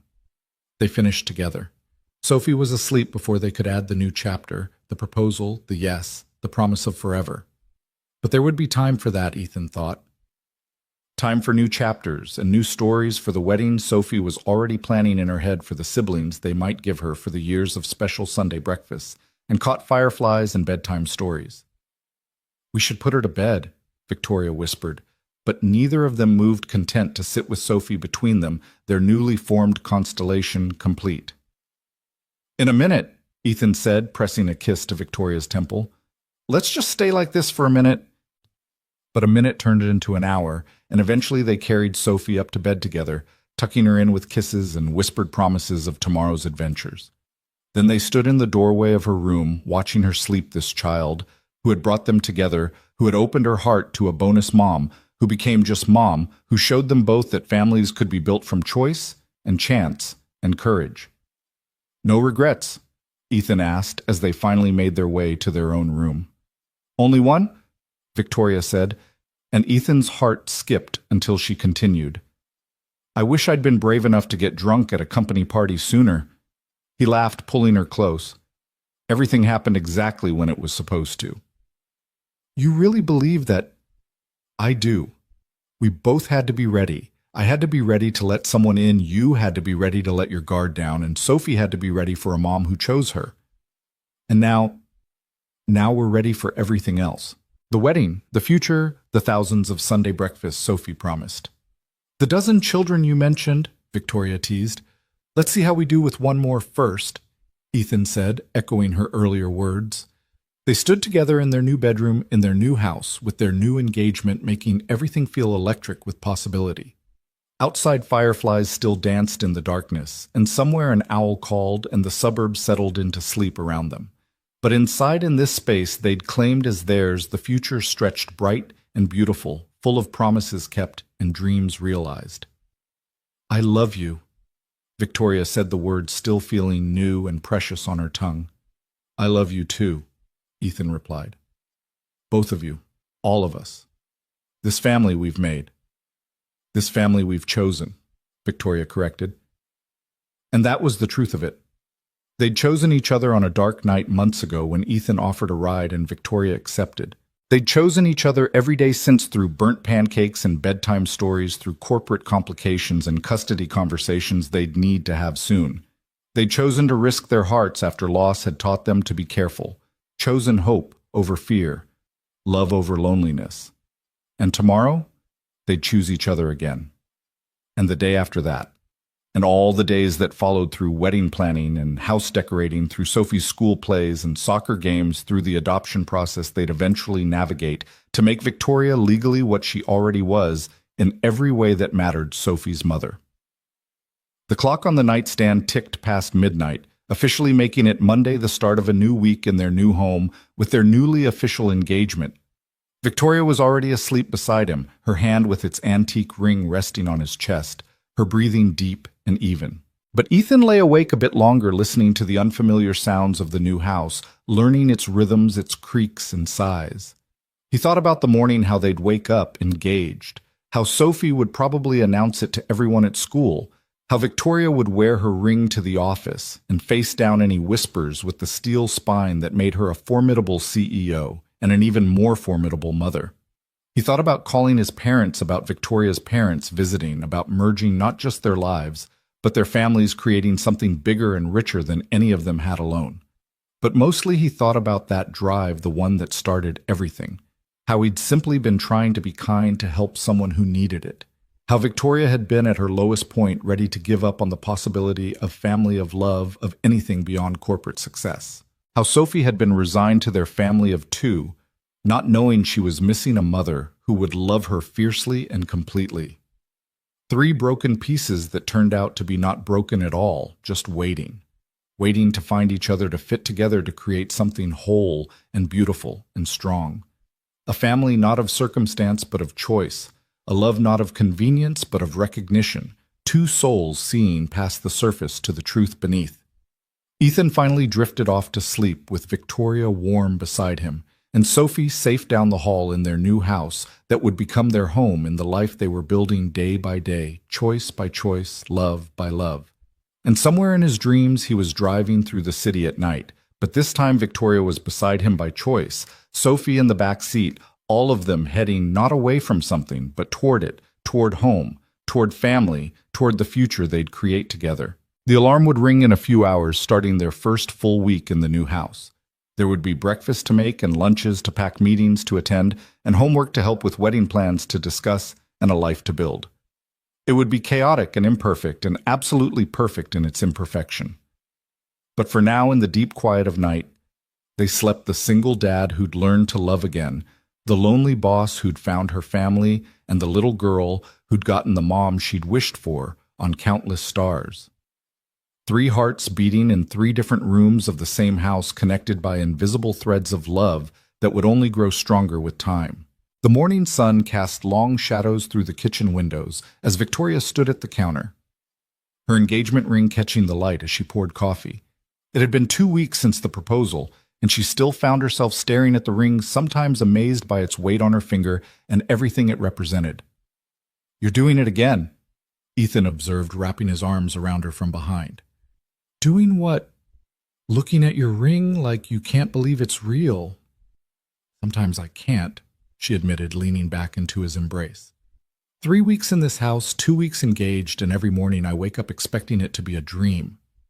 "Not a dream," he assured her, pressing a kiss to her temple. "Though we might be living in a construction zone."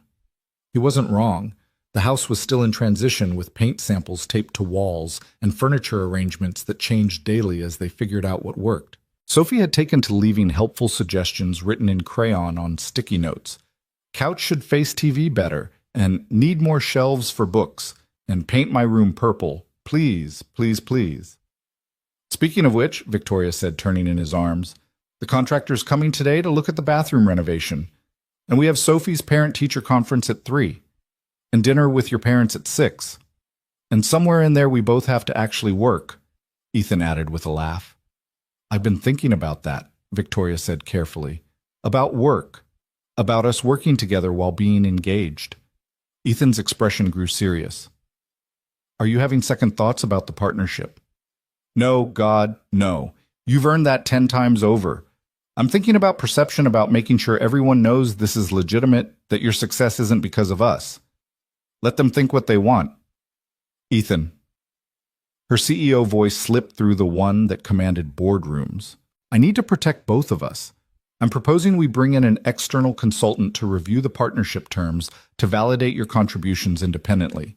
It's not about us. It's about the company, about doing this right. He studied her face, seeing the executive who'd built an empire wrestling with the woman who wanted to protect their personal life. If that's what you think is best, I do. And there's something else. She took a breath. I want to step back a little, not from the company, but from the day-to-day operations. Promote Jennifer to COO. Let her handle more while I focus on strategy and major clients and family. Victoria, you love the daily operations. I love you and Sophie more, she said simply. I've spent 15 years putting work first. I don't want to miss Sophie's plays because of board meetings. I don't want to be checking emails during our honeymoon. I want to be present for this life we're building. Before Ethan could respond, Sophie thundered down the stairs, her backpack bouncing against her shoulders. I'm ready for school. Did you remember it's Share Day? I'm bringing the photo from the market to share about our family. We remembered, Victoria assured her, though in truth she'd forgotten until Sophie's reminder. This was still new, this juggling of corporate responsibilities with school schedules and share days. Emma's mom is bringing cupcakes for the class, Sophie continued, grabbing her lunchbox. Can we bring something next time? Of course, Victoria said. What would you like to bring? Your homemade brownies, the lopsided ones. Victoria laughed. They're only lopsided because I'm still learning. That's what makes them special, Sophie said with 8-year-old wisdom. They're made with love and trying. The doorbell rang before anyone could respond, and Sophie ran to answer it, returning with Anna, who'd taken to dropping by unannounced since the engagement. Morning, future sister-in-law, Anna sang out, helping herself to coffee. Ready for Mom and Dad tonight. Define ready, Ethan muttered. They're going to cry, Anna warned Victoria. Fair warning, Dad hasn't seen Ethan this happy since, well, ever. And Mom's already bought 3 different grandmother books, even though Sophie calls her Nana Anna. But I'm not even their grandchild yet, Sophie protested. Anna knelt down to Sophie's level. Sweetheart, you became their grandchild the moment Uncle Ethan decided Victoria was family. Legal stuff is just paperwork. So I have lots of grandparents now. So many grandparents, Anna confirmed. You're going to be spoiled rotten. Excellent, Sophie declared, making all the adults laugh. After Sophie got on the school bus and Anna left for work, Victoria and Ethan stood in their still chaotic living room surrounded by paint samples and fabric swatches and the beautiful mess of building a life together. We need to make some decisions, Victoria said, picking up a stack of purple paint samples Sophie had specifically selected. Purple it is, Ethan said without hesitation. You didn't even look at them. Don't need to. She wants purple, she gets purple. Besides, he pulled Victoria closer. We have bigger decisions to make, like when to get married. Sophie votes for tomorrow, Victoria laughed. She informed me yesterday that waiting is boring for grown-ups. What do you vote for? Victoria considered. Fall.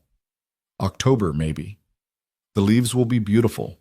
Sophie will be settled in school, and it gives us time to do this right. October it is. Big wedding or small? Small, Victoria said immediately. Family, close friends. Maybe in the backyard once we get it landscaped. I love that idea, though Sophie might have opinions about everything. they said in unison, laughing. The contractor arrived then, a middle-aged man named Tony, who looked at their bathroom plans with the eye of someone who'd seen too many HGTV-inspired disasters. "You sure you want to knock out this wall, us?" he asked, tapping the blueprint. "We need more space," Victoria explained. "Eventually we might have more children, and one bathroom upstairs won't be enough." Tony's eyebrows rose slightly at "more children," but he just nodded. "Makes sense. When you're thinking about starting the renovation," Ethan asked. "The kids," Tony said with a grin. Victoria and Ethan exchanged glances. It was a conversation they'd been dancing around since the engagement, both wanting it, but unsure how to navigate the practicalities. "Soon," Victoria said softly. "After the wedding." "Well, then, we better get this bathroom done quick," Tony said, making notes. "These things take time, and trust me, pregnancy and renovation don't mix. My wife nearly murdered me when I was retiling our bathroom while she was 8 months pregnant." After Tony left with promises to send a quote, Victoria stood in what would become their expanded master bathroom, imagining the space filled with the chaos of multiple children during bath time. "You really want more kids?" Ethan asked from the doorway. "I want your kids," she corrected. "I want Sophie to have siblings. I want our house full of laughter and chaos, and too many shoes by the door. Even though Sophie's already 8. The age gap." "Will be perfect," Victoria interrupted. "She'll be the amazing big sister who helps and teaches and probably bosses them around mercilessly." "You've thought about this?" "Every night since you mentioned it. I'm 38, Ethan. If we're doing this, we can't wait too long." He crossed to her, taking her hands. "Then we won't wait. October wedding, and then we see what happens," Victoria finished. The parent-teacher conference that afternoon was their first as an engaged couple, and Mrs. Patterson couldn't hide her delight. "Sophie's been writing stories about your family all semester," she said, pulling out a folder full of Sophie's work. "Look at this one from last week." The story was titled "My Three Parents" and began, "I have a dad who fixes everything, a mom in heaven who sent me Victoria, and a bonus mom who's going to be my real mom soon." Victoria's breath caught. She thinks her birth mother is in heaven. Mrs. Patterson looked surprised. "You didn't know Sophie's been telling everyone her first mom went to heaven when she was little, but sent Victoria to take care of her and her dad." Ethan ran a hand through his hair. "Rachel wasn't dead. She was living in California with her new husband, having signed away her parental rights when Sophie was 2. They'd agreed to tell Sophie the truth when she was older, but apparently she'd created her own narrative. "We need to talk to her," Victoria said quietly. "She's doing wonderfully academically." Mrs. Patterson continued, sensing the shift in mood. "Her reading is above grade level, and her emotional intelligence is remarkable. She's been helping the younger kids at recess, very nurturing." "She's practicing being a big sister," Ethan explained. "We're hoping to expand our family." Mrs. Patterson beamed. "She'll be wonderful. She has such a capacity for love." As they left the school, Victoria was quiet, processing the revelation about Sophie's story. "We should tell her the truth," she said finally. "About Rachel. It'll hurt her. Lies hurt worse in the long run. Besides," Victoria stopped walking, turning to face him. "She needs to know that Rachel chose to leave and I'm choosing to stay. That's important." "You're right," Ethan agreed. "But after dinner with my parents, one emotional conversation at a time." The dinner was exactly as Anna had predicted. Ethan's father Robert teared up the moment he saw Victoria's ring, and his mother Linda had Sophie on her lap within minutes, listening intently as Sophie described their wedding plans. "Purple flowers everywhere," Sophie was saying, "and I'll be the flower girl and ring bearer because I'm very responsible." "You are very responsible," Linda agreed, "and you'll be the most beautiful flower girl ever." "Victoria's going to be the most beautiful," Sophie corrected loyally. "Dad says she takes his breath away." "Did he now?" Robert asked, grinning at his son's reddening face. "He did. He also says she makes him want to sing, but I've heard Dad sing, and it's terrible, so maybe that's not a good thing." The table erupted in laughter, and Ethan buried his face in his hands while Victoria rubbed his back, trying not to laugh too hard. "I think it's wonderful," Linda said, reaching across the table to squeeze Victoria's hand. "We've been hoping Ethan would find someone who could make him sing again, terrible voice and all." "Mom," Ethan protested. What? It's true. After Rachel, Linda caught herself glancing at Sophie. After my first mom went to heaven, Sophie supplied helpfully, and the adults all froze. Sweetheart, Ethan started carefully about that. I know she's not really in heaven, Sophie interrupted, shocking them all. Emma's mom told Emma, who told me that my birth mom lives in California, but I like my story better. The silence that followed was deafening. Victoria reached for Sophie, pulling her into her lap. Why do you like your story better? She asked gently. Sophie played with Victoria's engagement ring as she answered. Because in my story she loved me but had to leave. In the real story she chose to leave. That hurts more. Oh, baby. Ethan moved around the table, kneeling beside Victoria's chair so he was at Sophie's eye level. Sometimes grown-ups make choices that don't make sense. It wasn't about you. I know, Sophie said with a maturity beyond her years. Mrs. Johnson explained it to me. She said some people aren't meant to be parents, and it's better they figure that out and leave than stay and be unhappy. Mrs. Johnson sounds wise, Linda said softly. She is. She also said I'm lucky because I got Victoria instead, and Victoria chose me on purpose. Victoria was crying now, not even trying to hide it. I did choose you on purpose. Every single day I choose you. And you'll never leave. Never, Victoria promised. Even when you're a teenager and hate me for not letting you stay out late. I won't hate you, Sophie said confidently. I'll probably be mad sometimes, but I won't hate you. Can we put that in writing? Robert joked, breaking the tension. The rest of dinner was lighter, with Linda pulling out embarrassing photos of Ethan as a child and Robert telling stories about Ethan's first attempts at dating. He once brought a girl home, Robert was saying, and he was so nervous he walked straight into the glass door. Dad, please, Ethan groaned. The door was clean, Robert defended. And the girl thought it was charming, said it showed he was human. What happened to her? Victoria asked, enjoying Ethan's discomfort. She married his best friend from college, Anna supplied cheerfully. They sent a wedding invitation and everything. And that's enough family history for tonight, Ethan declared, starting to clear plates. Later. After his parents had left and Sophie was in bed, Victoria and Ethan sat on the porch, despite the evening chill, processing the revelations of the day. She knew, Ethan said, still amazed. This whole time she knew about Rachel. Children know more than we think they do. They just process it differently. Are you okay? With what she said about choosing you, Victoria leaned against his shoulder. I'm more than okay. She's right, I did choose her. Choose both of you. It wasn't obligation or circumstance. It was choice, deliberate and conscious. And you keep choosing us. Every day. Though some days the choice is easier than others, like when you don't walk into glass doors. That was one time. According to your father, it was at least 3 times. I'm never living that down, am I? Never, Victoria confirmed cheerfully. I'm going to tell that story at our wedding. You wouldn't. Reception speech, I knew Ethan was the one when he managed to drive me home without hitting any glass doors. He tackled her gently, both of them laughing as they mock-wrestled on the porch swing, acting more like teenagers than responsible adults with a mortgage and a child.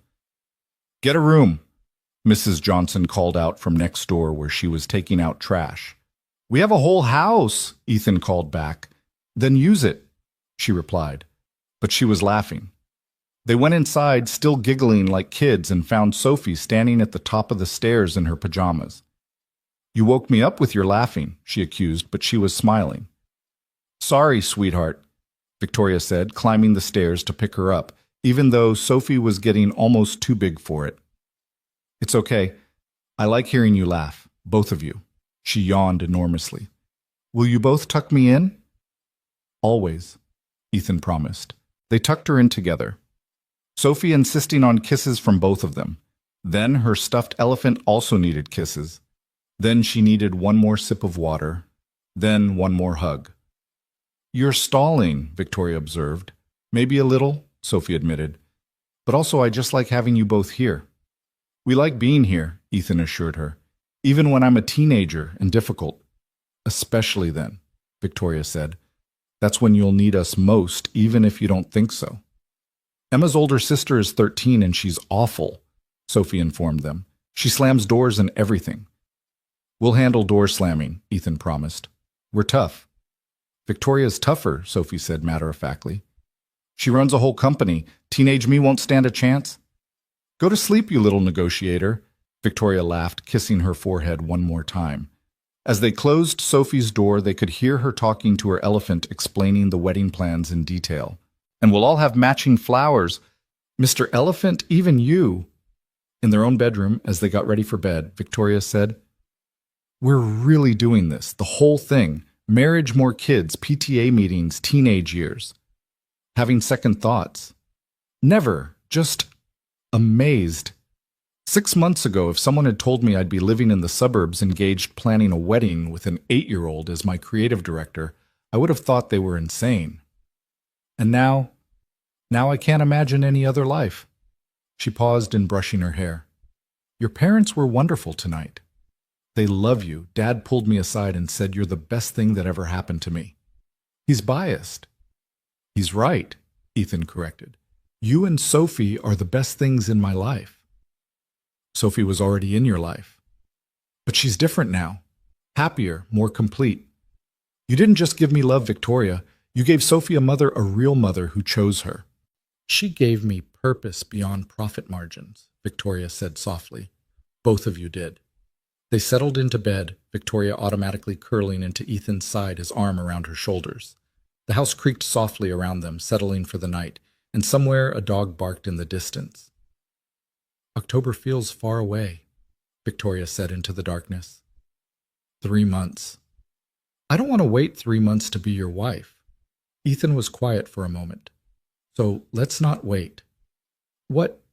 Let's get married sooner, next month. Sophie can still have her purple flowers. We'll still have family there, but why wait? Victoria sat up, looking down at him in the dim light from the street lamp outside. You're serious? Completely. We could do it Labor Day weekend. Everyone will already be off work. That's in 3 weeks. So we have a house, we have the backyard, we have Sophie as our wedding planner. What else do we need? A dress for starters. You'd be beautiful in a paper bag. I'm not getting married in a paper bag, Ethan. But you are getting married in 3 weeks. Victoria looked at her ring, then at Ethan, then toward the door where they could hear Sophie still murmuring to her elephant about flower arrangements. Yes, she said, surprising herself. Yes, let's do it. Labor Day weekend. Really? Really? But I'm not wearing a paper bag. Deal! Ethan laughed, pulling her down for a kiss. Sophie's going to lose her mind with excitement, Victoria warned. She's going to want to plan everything. Let her. 8-year-old wedding planner might be exactly what we need. Purple everything.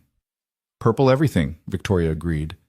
They kissed again, deeper this time, full of promise and excitement and the thrill of a decision made from love rather than logic. 3 weeks to plan a wedding. 3 weeks until Victoria became Mrs. Ward. 3 weeks until their family became official in the eyes of the law. Though in their hearts, it had been official since that first Saturday morning when Victoria stayed for breakfast and never really left. I love you, Ethan whispered against her lips. I love you too. Both of you. All of us. Outside the suburban street was quiet houses dark, except for porch lights standing sentinel against the night. But inside the Ward's soon-to-be official home, hearts were full of plans and promises, dreams taking shape in the darkness. Tomorrow they'd tell Sophie about the moved-up wedding date. She'd shriek with joy, immediately start revising her flower arrangements, and probably insist on going dress shopping immediately. Anna would panic about the shortened timeline, then kick into high gear as maid of honor. Both sets of parents would be thrilled and offer to help with everything. There would be 1,000 details to manage in 3 weeks, catering and flowers and getting a marriage license and figuring out how to fit everyone in their backyard. Victoria would have to find a dress Ethan would need, a suit. Sophie would require the perfect flower girl outfit that met her exacting standards. But tonight, in the quiet of their bedroom with Sophie safe down the hall, and their engagement official, and their wedding suddenly imminent, everything felt possible.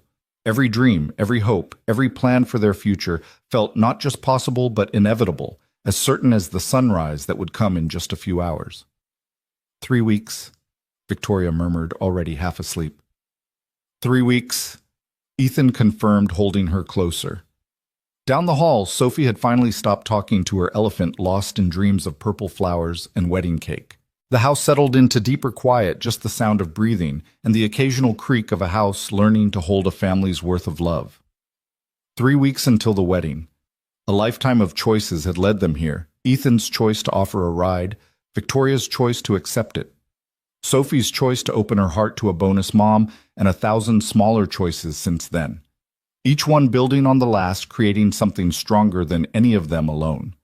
The alarm clock on the nightstand ticked steadily toward morning, toward the moment when they'd share their news with Sophie, toward the beginning of 3 weeks of joyful chaos that would culminate in a backyard wedding with purple flowers and an 8-year-old wedding planner's vision brought to life. But for now, they slept the family that had found each other against all odds, the family that chose each other every day. The family that in 3 weeks would make it official, but had been real since the moment Victoria first stayed for breakfast. And Ethan realized he'd been waiting for her all along. The next morning arrived with Sophie bouncing on their bed at dawn, her elephant clutched in one hand and a notebook in the other. "I had the best dream about the wedding," she announced, not bothering with good morning.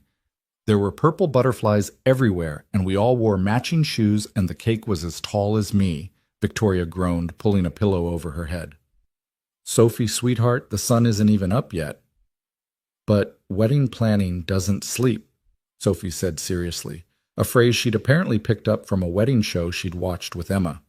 Ethan sat up, his hair sticking up at odd angles. "Actually, Soph, we have something to tell you about the wedding." Sophie's face fell.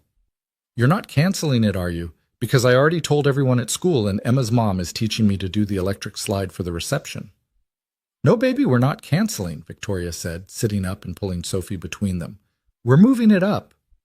Sophie's eyes widened. "Sooner? How much sooner?" 3 weeks, Ethan said, bracing for the explosion. The shriek that followed probably woke the entire neighborhood. Sophie launched herself at them. Notebook Flying Elephant abandoned her small arms, trying to embrace them both at once. 3 weeks. 3 weeks. That's like, she counted on her fingers. 21 days.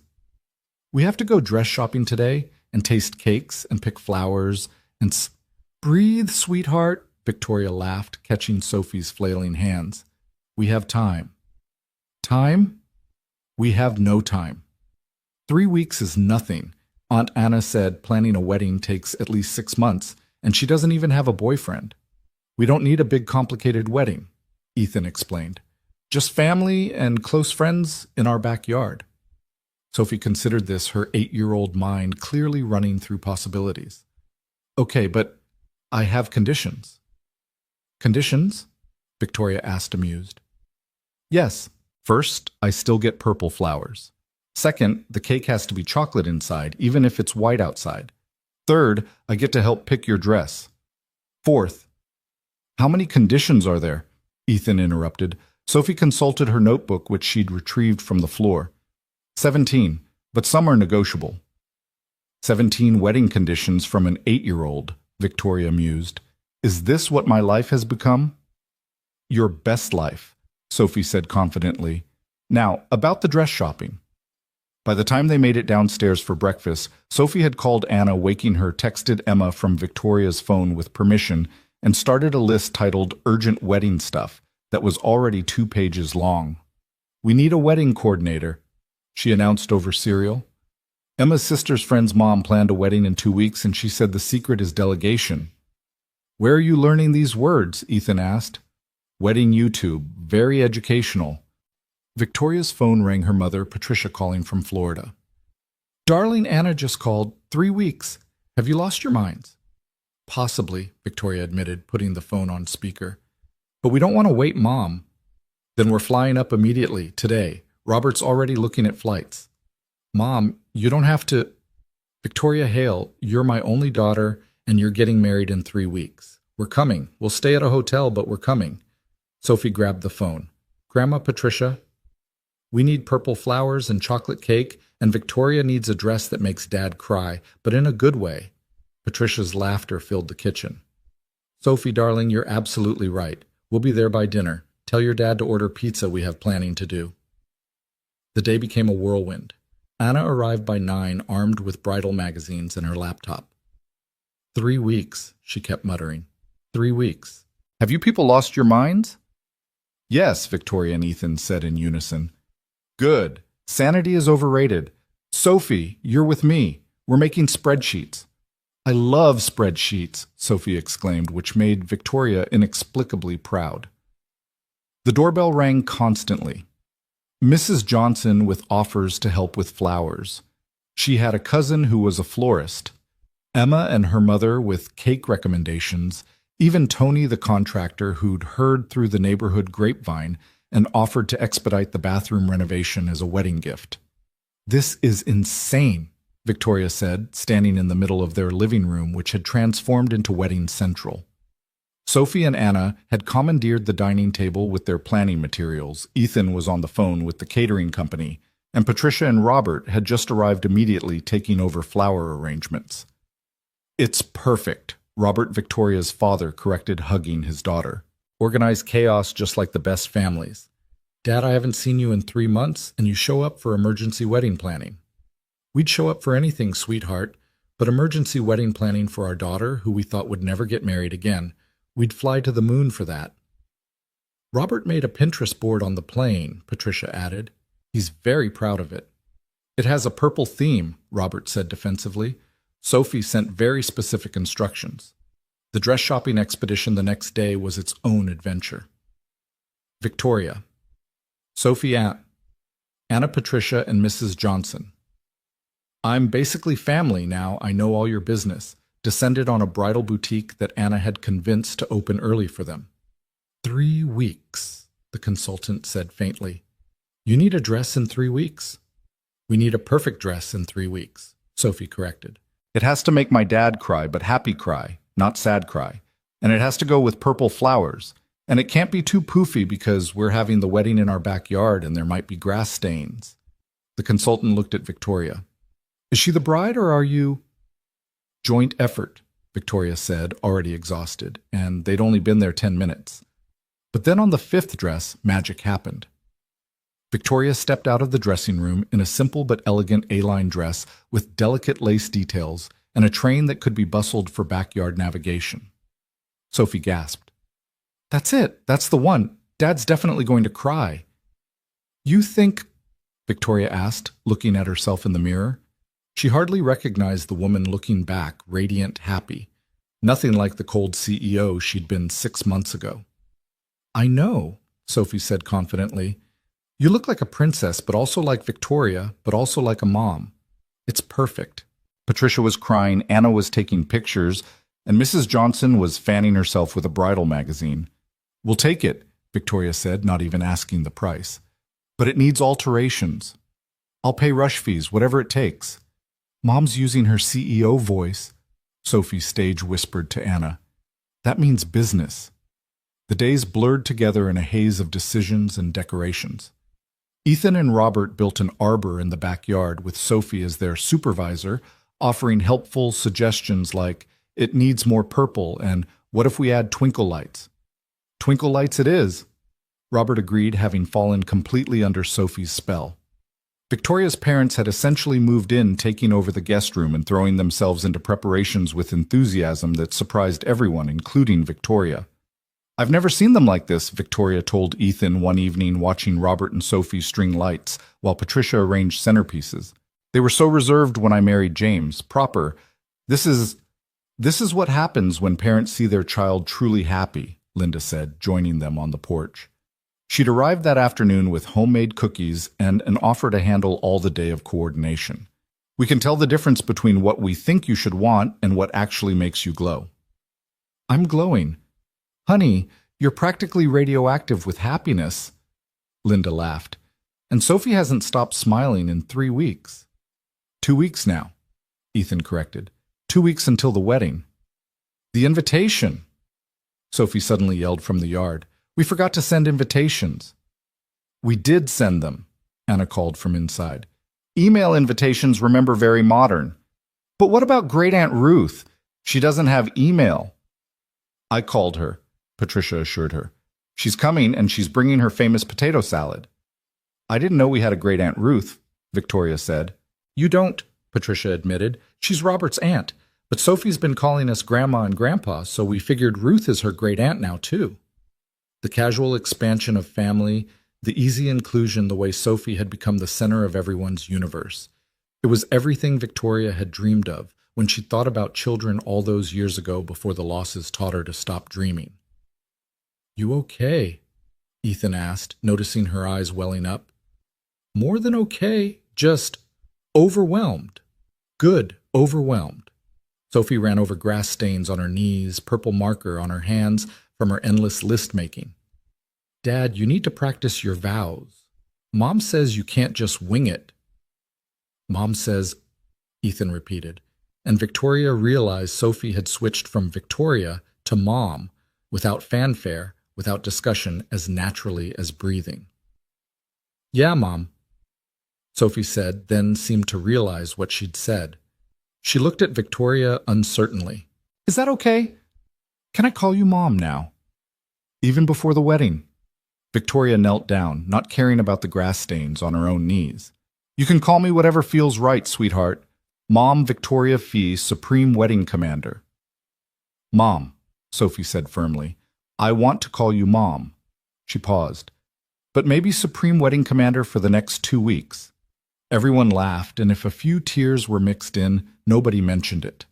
The bachelor-bachelorette party situation was, as Anna put it, complicated by the presence of an 8-year-old who refused to be left out of anything. "Traditional bachelor parties are stupid anyway," Sophie declared. "Why would Dad want to go to a strip club when he could have a family game night?" "How do you know about strip clubs?" Ethan asked, horrified. "Emma's sister. She knows everything inappropriate."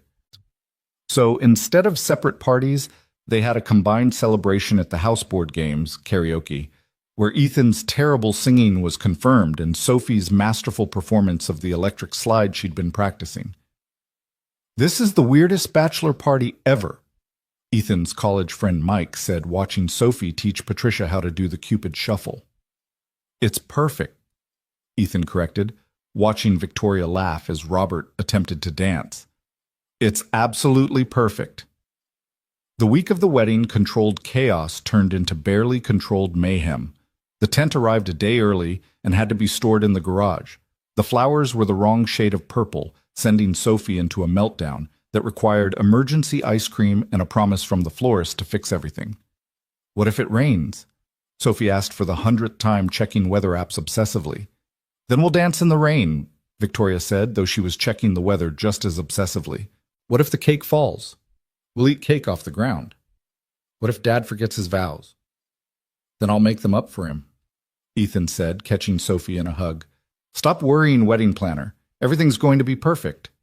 "But what if—" "Sophie," Victoria's mom voiced gentle but firm. "What's really wrong?" Sophie was quiet for a moment, then in a small voice. "What if after you get married, things change? What if you love each other so much you forget about me?" Both Victoria and Ethan immediately wrapped Sophie in their arms, creating their signature family huddle. "Impossible," Victoria said firmly. "You're the reason we found each other. You're the heart of this family." "The whole wedding is basically for you," Ethan added. "Purple everything, remember?" "And," Victoria said, pulling back to look Sophie in the eyes, "in my vows, I'm not just promising to love Dad. I'm promising to love you too, forever and always." "Really?" "Really. I already wrote them. Want to read them?" "That's bad luck," Sophie gasped. "Only for Dad to see my dress. You can read my vows."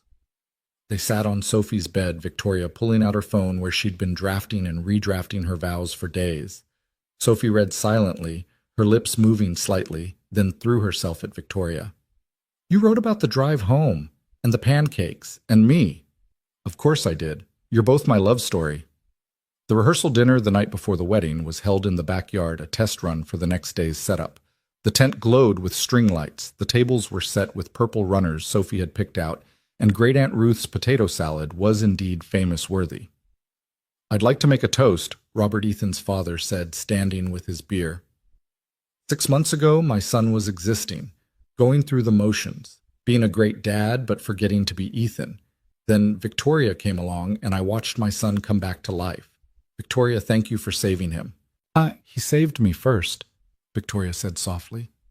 You saved each other, Sophie piped up. That's what makes it a good story. To saving each other. Patricia toasted, and everyone raised their glasses, even Sophie with her juice box. Later, as tradition dictated, Victoria prepared to spend the night at Anna's apartment to avoid seeing Ethan before the wedding. Sophie was devastated. But we always sleep in the same house now. It's just one night, baby, Victoria assured her, and tomorrow it'll be official. We'll be a legal family. We're already a family, Sophie protested. You're right. Tomorrow we're just getting the paperwork to match what's already true. Like adoption papers, Sophie asked hopefully. Because Emma says after you marry Dad, you can adopt me, and then nobody can ever say you're not my real mom. Victoria looked at Ethan, who nodded. They'd already discussed this, already started the paperwork. Would you want that? Victoria asked carefully. For me to officially adopt you. More than anything, Sophie said solemnly. Then we'd all be Wards. The Ward family. Officially. Then, yes, we're working on adoption papers. Sophie's squeal of joy probably reached 3 blocks. Anna practically dragged Victoria out the door. Come on, bride, you need sleep. You're getting married tomorrow. I'm getting married tomorrow, Victoria repeated, dazed. To my brother, who's been texting me all day about how he can't wait to be your husband. It's disgusting and adorable. At Anna's apartment, Victoria found herself unable to sleep, staring at the ceiling, thinking about the journey that had brought her here. The company party where she'd drunk too much wine, trying to numb the pain of her losses. Ethan's gentle concern, his offer of a ride. The quiet drive through the city, Sophie's immediate acceptance. The slow build of love trust family. Her phone buzzed with a text from Ethan. Can't sleep. Sophie's in my bed asking if tomorrow is real. She's also dictating this message. She says to tell you she loves you, and she's already picked out which flowers she's throwing first. Victoria typed back, tell her I love her too, both of you, and tomorrow is very real, the realest thing ever. Another buzz. Sophie says the realist isn't proper grammar, but she'll allow it because tomorrow you're becoming her mom officially. Also, she's now asleep on my arm, and I can't move. Victoria smiled, picturing them in the bed that would tomorrow officially be hers too. Everything official tomorrow, though it had all been real for months now. Morning came too soon and not soon enough. Anna burst into the guest room at dawn with coffee and a manic energy that suggested she'd been up for hours. Wedding day? My brother's wedding day. Your wedding day. Sophie's already texted me 12 times about the flower schedule. Patricia and Linda arrived soon after, armed with makeup bags and curling irons, and the kind of determined enthusiasm that suggested resistance was futile. You're going to be the most beautiful bride, Patricia said, working on Victoria's hair, though Sophie might give you competition in her flower girl dress. It has 17 layers of tulle, Linda reported. I counted. She insisted on maximum poof. Of course she did, Victoria laughed. The dress fit perfectly, the alterations completed just in time. As Victoria stood in Anna's bedroom fully dressed, makeup done, hair pinned with purple flowers, at Sophie's insistence she hardly recognized herself. Gone was the cold CEO, the woman who'd built walls so high she'd forgotten what was on the other side. In her place stood a bride, a mother, a woman who'd learned that love wasn't about protecting yourself from loss, but about being brave enough to risk your heart again. Don't you dare cry and ruin your makeup, Anna warned, but she was crying too. The drive back to the house felt both endless and too quick. Victoria could see the tent in the backyard, guests already gathering purple flowers everywhere Sophie's vision brought to life. Ready? Patricia asked as they pulled up. I've been ready since the first time Sophie called me Mom, Victoria said. They entered through the back gate to avoid Ethan seeing her. Sophie was waiting in the kitchen, resplendent in her purple dress with its 17 layers of tulle, a flower crown on her head, basket of purple petals clutched in her hands. Mom! She shrieked, then caught herself. Victoria, Mom is perfect, Victoria said, kneeling carefully in her dress to hug Sophie. You look absolutely beautiful, sweetheart. So do you... Dad's definitely going to cry. Good tears, though. He already cried twice this morning, and you weren't even there. The music started. A guitar player Anna had found playing something soft and romantic that Sophie had approved after extensive YouTube research. "That's our cue," Linda said, appearing in the doorway. "Sophie, you're up first." Sophie took a deep breath, suddenly serious. "I'm going to throw petals perfectly. I practiced." She walked out, and Victoria could hear the gathered guests cooing over her. Through the window, she could see Sophie's concentrated face as she distributed purple petals with scientific precision, then took her place at the front where Ethan waited. And Ethan, Victoria's breath caught. He was wearing the suit they'd picked out together, a purple boutonniere that matched Sophie's flowers, and an expression of such pure joy it made her heart race. When he saw her through the window, his face crumpled exactly as Sophie had predicted, happy tears flowing freely. "That's my cue," Victoria whispered. Robert appeared at her elbow. "May I have the honor? You want to walk me down the aisle, if you'll have me. Your mother and I might have missed your first wedding, but we're not missing this one." Victoria took his arm, and together they walked toward the tent, toward the guests who'd become family, toward Sophie, bouncing with excitement toward Ethan, who was openly crying now, not even trying to hide it. The walk felt both eternal and instant. She was aware of everything Mike recording on his phone. Great Aunt Ruth dabbing her eyes with a handkerchief, Mrs. Johnson giving a thumbs up, Emma waving enthusiastically, but mostly she was aware of Ethan's eyes on her, the way his whole face transformed with love. "Hi," she said when she reached him, the same thing she'd said that night in the car. "Hi," he replied, his voice rough with emotion. "You look—" Sophie was right. "I'm definitely crying." "Good tears?" "The best tears." The ceremony was a blur. The officiant, a friend of Anna's with an online ordination and a purple tie for the occasion, spoke about second chances and chosen families. But Victoria barely heard him, too focused on Ethan's face, on Sophie standing between them, holding both their hands on this moment she'd never dared dream would come true.